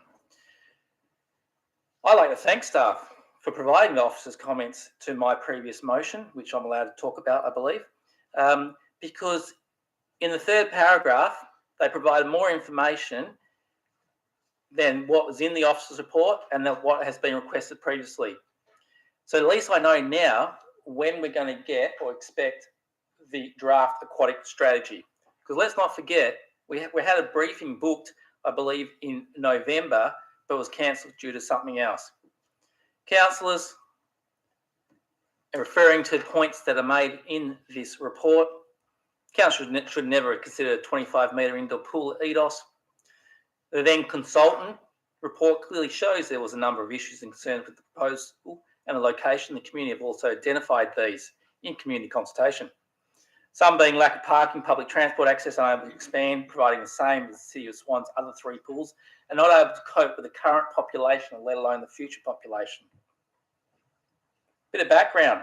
We went to tender twice, and on both occasions the prices were a lot higher than budgeted, but yet on both occasions the majority of the tender review committee accepted the tender and was happy to commit significant ratepayers' funds to this project, which would have required substantial borrowings. Then at the last federal election, another $5 million was promised by federal Labor, and this was matched with an additional $5 million from state Labor. That's a total of $42 million. We took the opportunity to review our aquatic strategy while the building boom was in full swing, a strategy that's already taken 11 months from the decision at the March 2022 meeting. Although there was some urgency behind this, which was in the motion, and yet here we are again not showing any urgency. Why? The process that's been followed so far with the review of the aquatic strategy, in my opinion, has been disappointing and a missed opportunity. The survey questions were targeted towards existing users of the city's current aquatic facilities. The community workshops were not well promoted, and there was a number of false starts. Why has it been so hard to provide a pool for Ellenbrook? I was advised that the decision to build the Ballajura pool was done at the council meeting when the Altoona pool was being considered. And didn't the debate or the pre-meeting discussion go something like this? We won't support the construction of the Altoona pool unless you support a pool for Ballajura. So the two pools got approved, yet only one had been costed and planned at this point in time. Now, I understand this is a huge commitment, and we need to make sure we get things right. And how pools may have previously got decided is not the way to go on so many different levels. Yet why aren't we putting more resources into this task to get this job done? How long has the residents of Ellenbrook and surrounds waited, been given promises, and only for these to not eventuate? The state government has sweetened the deal by offering land in the town centre that provides a great opportunity, and we need to work with the state government, whether we like them or not, whether we agree with the political views or not, as none of this matters. What matters is our communities, and we need to listen to them. Councillors, I don't want to wait another 11 months for aquatic strategy review. This motion does not say when that aquatic strategy review is coming back. You have 1 minute. Thank you. All saying is in a future ordinary council meeting. Is that 3 months, 6 months, 12 months? I don't know. Neither does the members of the public. Thank you. Speaker for the motion. Speaker for or against the motion. Councillor Richardson. Thank you, Mr Mayor. Councillors, I'll ask you to consider this, that the reason for meeting with the Minister on the Transport is to obtain further information for the proposed location and design of Ellenbrook Leisure Centre. This is to bridge the gap with City of Swan, the councils and the community. Past history until present includes the attempts to receive information regarding the pool. And this includes myself speaking to Jessica Shaw to discuss replicating in part Northern Pool as a cheaper option. And this was nearly 2 years ago, as I frequently visited the pool and had met with the manager and costed up this pool and the surrounding country pools. I then attended a meeting at the Ellenbrook Open District Spaces with Councillor Bowman, Mr Coaten and Amanda Albright to discuss the future of the design for the pool. I encouraged Councillor Bowman to visit the Northern Pool to gain an understanding of the design and the cost of the pool. It was discussed that the pool was to be put on hold due to the significant steel price increase. And this was taken back to council and voted to put on hold. Next, we had one Pearce Ward councillor meeting, which the pool was mentioned at and passed over at the Ellenbrook Library. So I had to request to speak about the pool and ask for further detailed information. And I was told at that meeting that the consultation had began and a consultant for the pool had been engaged. No way were we informed after we had voted at council for it not to proceed, to put it on hold, that a consultant had been engaged. So this followed with a meeting with Muriel Pickering to express that Pearce Ward councillors, for myself, had no updates or input. And at the end of the meeting, we agreed trying to get an update and more information for councillors each step of the process. So the next I knew, Facebook was ablaze with the announcement from Rita Saffioti, Tanya Lawrence and Jessica Shaw that they would deliver the funding and build the Ellenbrook Leisure Centre after visiting the Northern Pool. The comments that were abundant from the Ellenbrook community, they were very, very unhappy. To say I was disappointed for the community in the City of Swan that no discussion had taken place to at least let the City of Swan and councillors know what was going on to occur did not foster goodwill, and I was more than embarrassed for myself and the City of Swan. There was no notice given to council or no consultation with the City of Swan, particularly the ward councillors. So my next meeting with the CEO 3 weeks ago, I was told we're investing 70 million. No explanation of this amount has yet been made. And then next on Facebook, another announcement that they were to build it behind where the station is to be built. So without reaching out to make contact with state government members, we have no future input in such a large project. So this request to be recorded as accepted or declined, which will show future purposes whether the state government is willing to include City of Swan and its councillors in working together on future projects. I note the officer's comments. It's not practical to implement this motion, nor would it be practical to arrange a whole of council meeting with the minister. This is not about practical or not. Considering we've had zero interaction, we would consider a short meeting for even those councillors that could attend vital. It may not be guaranteed that the minister may be available, however, we should send the letter requesting to meet. Councillors, we're constantly asking what's happening with the pool from community members, and when we don't have an answer, we can then openly tell them, the community, that we've requested a meeting with the minister and whether it's been accepted or denied. Councillors, just a simple letter, and please consider them voting. Thank you. Speaker for the motion? Any other speakers for or against the motion? Then you're right to reply. Thank you, Councillor McCulloch.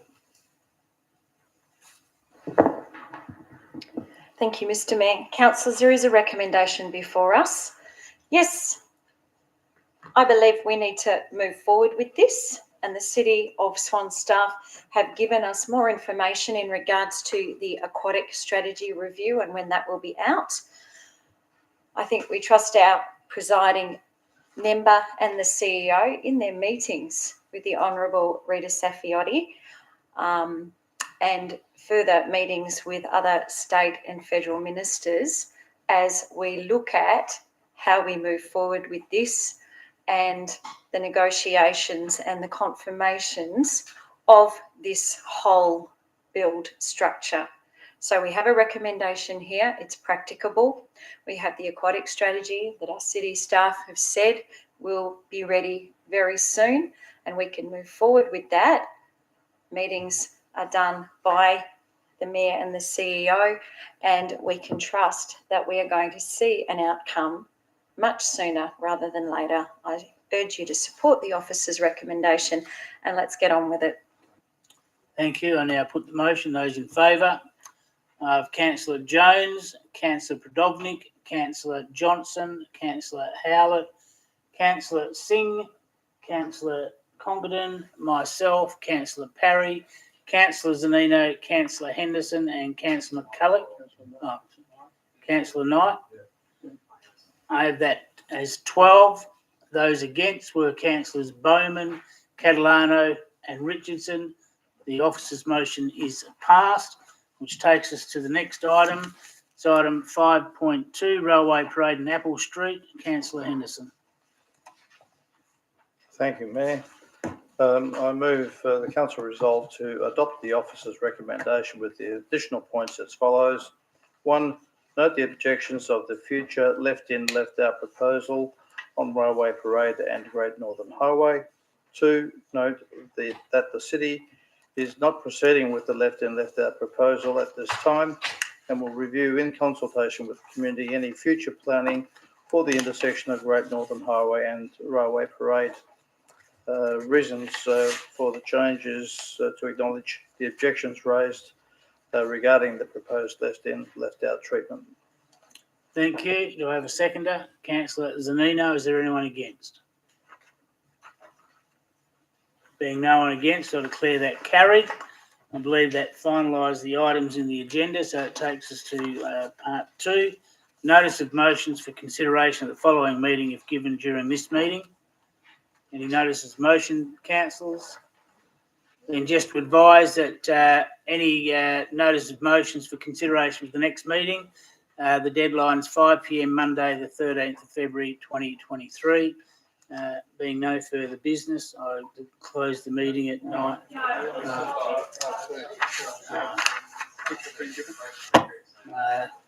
You've got the, should have a copy in your part C. It's on the screen. I haven't got a part C. Take one. Take one. Someone's left the part of the agenda out. Part C, motions of which previous notice has been given. C 1.1, Councillor Bowman, North Stoneville Structure Plan. It's on page 404. Councillor Bowman. Thank you, Mr. Mayor. Mr. Mayor, I move that council resolves to request the CEO to submit council's consideration any revised North Stoneville Structure Plan where such is referred by the WAPC to the City of Swan for comment. Thank you. You're seconding that, Councillor McCulloch. Is there anyone against? Being no one against, I declare that carried. Councillor Parry, C 1.2, cycle path in Ballajura on page. Thank you, Mr. Mayor. I move that council resolve to 1, write to the Minister of Transport to request state government funding for cycle paths along Illawarra Crescent, Belfin Drive and Cassowary Drive to ensure the full usage of the proposed footbridge from Balladura to the Malaga Metronet station. Thank you. Do I have a seconder? Councillor Bowman. Question? No. Question, Councillor Knight. Thank you, Mayor. Through you to staff, how many, it says 50 trees will be impacted. What do you mean by that? Chop down or Mr. Coaten? roots?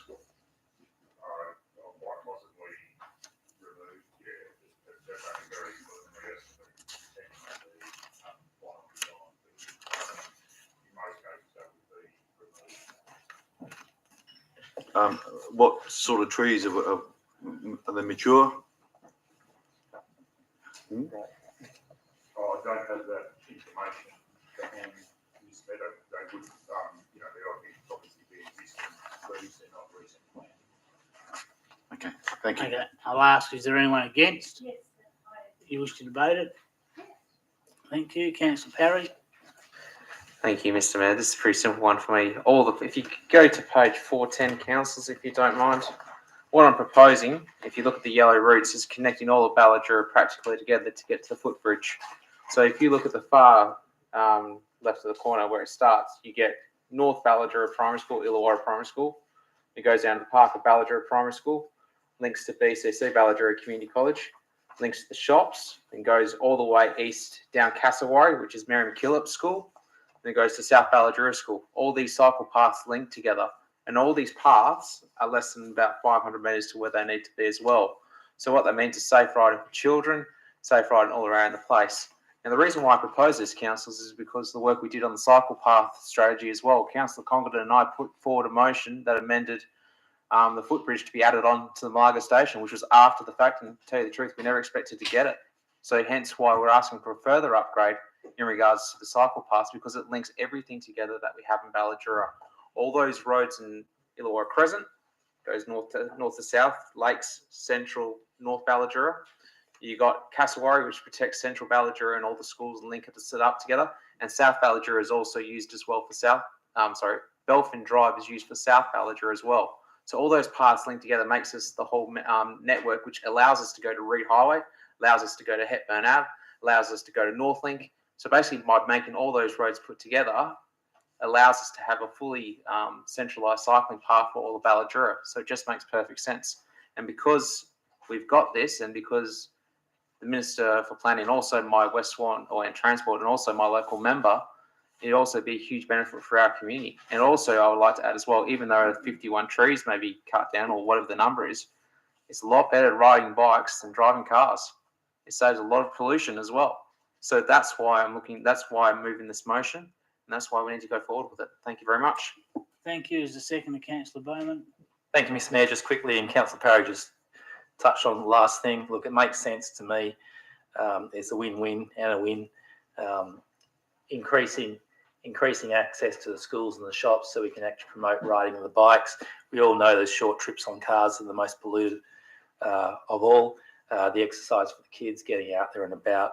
The opportunity that the Minister may actually open up the purse strings and actually pay for it as well to improve this precinct is a great outcome if we can get that. So why wouldn't we at least write the letter to see what she comes back with, and then we can look at it from there. Thank you. Speaker against, Councillor Catalano. I'm sorry, but I can never support the chopping down of trees for a cycle path. It doesn't make sense. I mean, maybe you needed to have a little bit more of a think about your motion as to how the cycle path could have been built without having to chop down 51 trees. Really, there is absolutely no chance that I'll ever support cycle paths without trees. The trees have to stay and the cycle path has to be built around or adjacent or in some way connected to keeping those trees going. Now, it's not the first time it's come to council, actually. We had this down at Midland Road. I think it was 20, 25 trees were going to be chopped down there. Who wants to cycle on a cycle track that's absolutely blistering hot in the summer? No, that's the problem. We're not thinking about all of the aspects of this. It's not just infrastructure in terms of concrete. It's also about the existing amenity and also the existing environment. So, I mean, just probably not properly thought out. It's great to have the cycle track and or the cycle path. Yes, we definitely want people to cycle rather than drive cars. But 51 trees, that's part of those children's future as well. It takes a long time, trust me, it takes a long time to grow a tree. I won't be here when a tree that's put in the ground now is mature. I won't be here. Okay, so don't take these things lightly. This is not a joke. We're at that point. When you've got no trees along that cycle path, you'll be asking yourself, why aren't people using it? Thank you. Thank you. Speaker for the motion. Question, Councillor Bowman. Thank you, Mr Mayor. Mr Mayor, just a clarification so I can make sure I'm right. The motion doesn't talk about or commit the council to cutting down trees, is that correct? Mr Coaten. And Mr Mayor, my other question is, there hasn't been a full detailed investigation done. So if that was the case, would it also then staff wouldn't be able to answer the question of could we have opportunities to plant 200, 300 trees along this area to make it beautiful as well? Thank you. Speaker for the motion, Councillor Congdon. Thank you, Mr Mayor, and magically we went from 50 trees to 51 trees.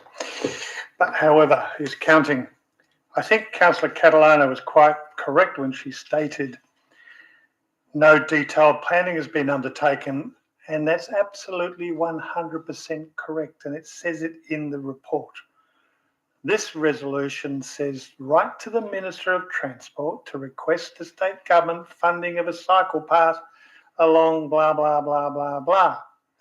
It doesn't say write to the Minister of Transport and seek funds to bring the chainsaw to the cycle path to chop down all the trees. I think everyone in this room that's been listening to trees over a very long period of time would see that the cycle path and trees go together, not separate. Kids like running under the shade and not riding in full sun. And I've seen lots of cycle paths that have deviated around trees. And we've got actually lots of pathways that deviate around lots of things. I think there's one on West Swan Road that's got the most craziest cycle path I've ever seen. You know, if you were riding along there at 20 kilometres an hour, you won't what you be doing. You're going to hit yourself right into a power pole. But we managed to do the deviations for that and get that cycleway to suit the path. So I'm quite sure that our staff, should the minister come back and go, yeah, we'll help you fund this, that this then council would recommend the cycle path would be put in place as not to chop down the trees. As it states in the second last paragraph, no detailed planning has been undertaken. So let's not put the cart before the horse. Let's go to the horse, God bless her, and ask her what she can deliver to Swan. Thank you. Thank you, Councillor Congdon. Speaker against the motion. Any other speakers for or against? Councillor Parry, your right of reply. Thank you, Mr Mayor. First things first, my job is not to be an engineer, but to be a councillor. It's not my job to do that, councillors. And in regards to your response, what about in the summer? Well, what about the spring, autumn and winter as well? What about when they go to spring and the kids want to ride around in nice weather and do that too? Because, councillor, let me tell you something.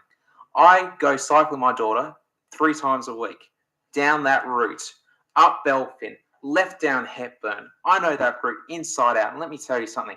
Those cycle paths are atrocious, what we have in Ballajura. There's no two words about that, councillor. Don't look at the phone, please. No, you tell me off all the time about that. You do that to me. Councillors. Point of order. I mean, he's not talking to me. He's talking I to am the actually. meeting. I'm responding. No, Councillor no, Parry. it's not about me, sorry. I'll call for order in the chamber. Councillor Parry, you're in your right to reply. If you can keep your comments to the debate that was used against your debate or any other person who debated, please just continue with the debate. Okay, well, I like to say, and also, by the way, councillors, I believe we're putting up 890 trees in Hepburn and also 89 trees in Belfin. So in regards to protecting Ballajura's shade and trees and all those things, I think Councillor Congan and I and Councillor Knight have done the right thing and try and put streetscapes in regards to that do protect the trees and everything else like that. You know, we have been given an opportunity by the Minister of Transport by that footbridge and the work we've done already. Why not capitalise on it? Why not ask for more? There's no problem with it because, believe it or not, the Minister of Planning is the Minister of Transport and is also our local member.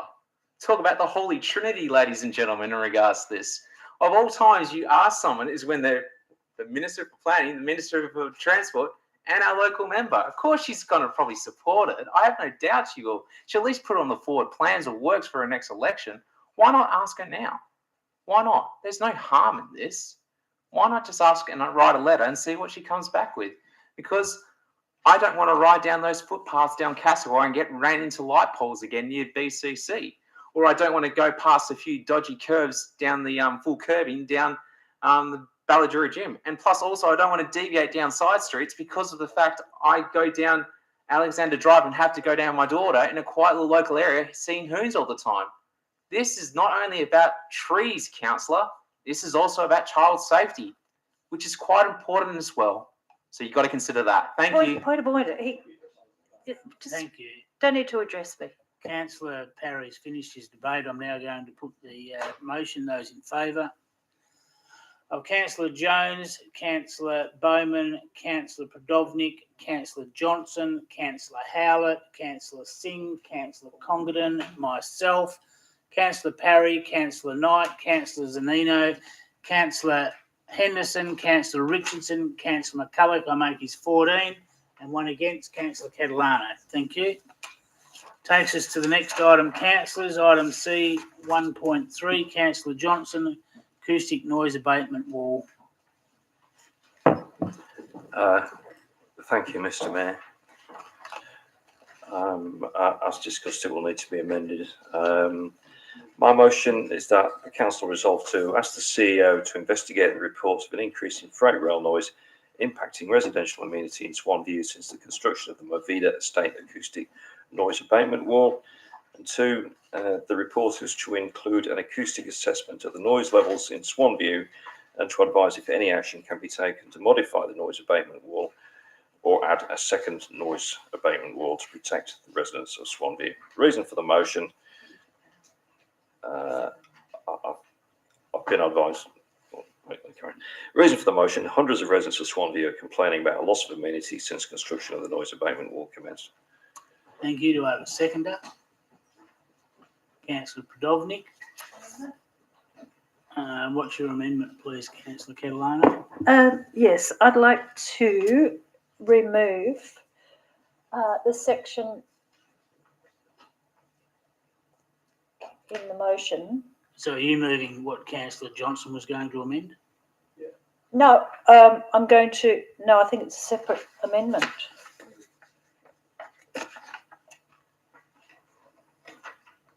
No, because it's not going to be or to provide. It's going to, the sentence is going to stop at wall on the, yeah, see where it says wall, then you just take the rest of it out, or it's going to, yeah, the rest of it is completely taken out. Including the part in red? Yes, thank you. That's my amendment. Yes, thank you. Otherwise, it's a double up. So is that acceptable to the mover and the seconder? So that becomes a substantive amendment. I'll ask, is there anyone against? Being no one against, I declare it carried. Now I'll get back to where I was a short time ago. I believe that's the last item up for debate. So we move to item 2. Notice of motions for consideration of the following meeting if given during this meeting. Are there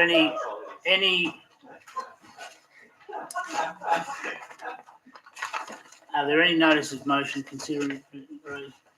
consideration at the next meeting, councillors? If not, none tonight, then the deadline for the submission is 5 p.m. Monday, the 13th of February 2023, and I'll declare this meeting open and closed at 9:41. Thank you. Okay.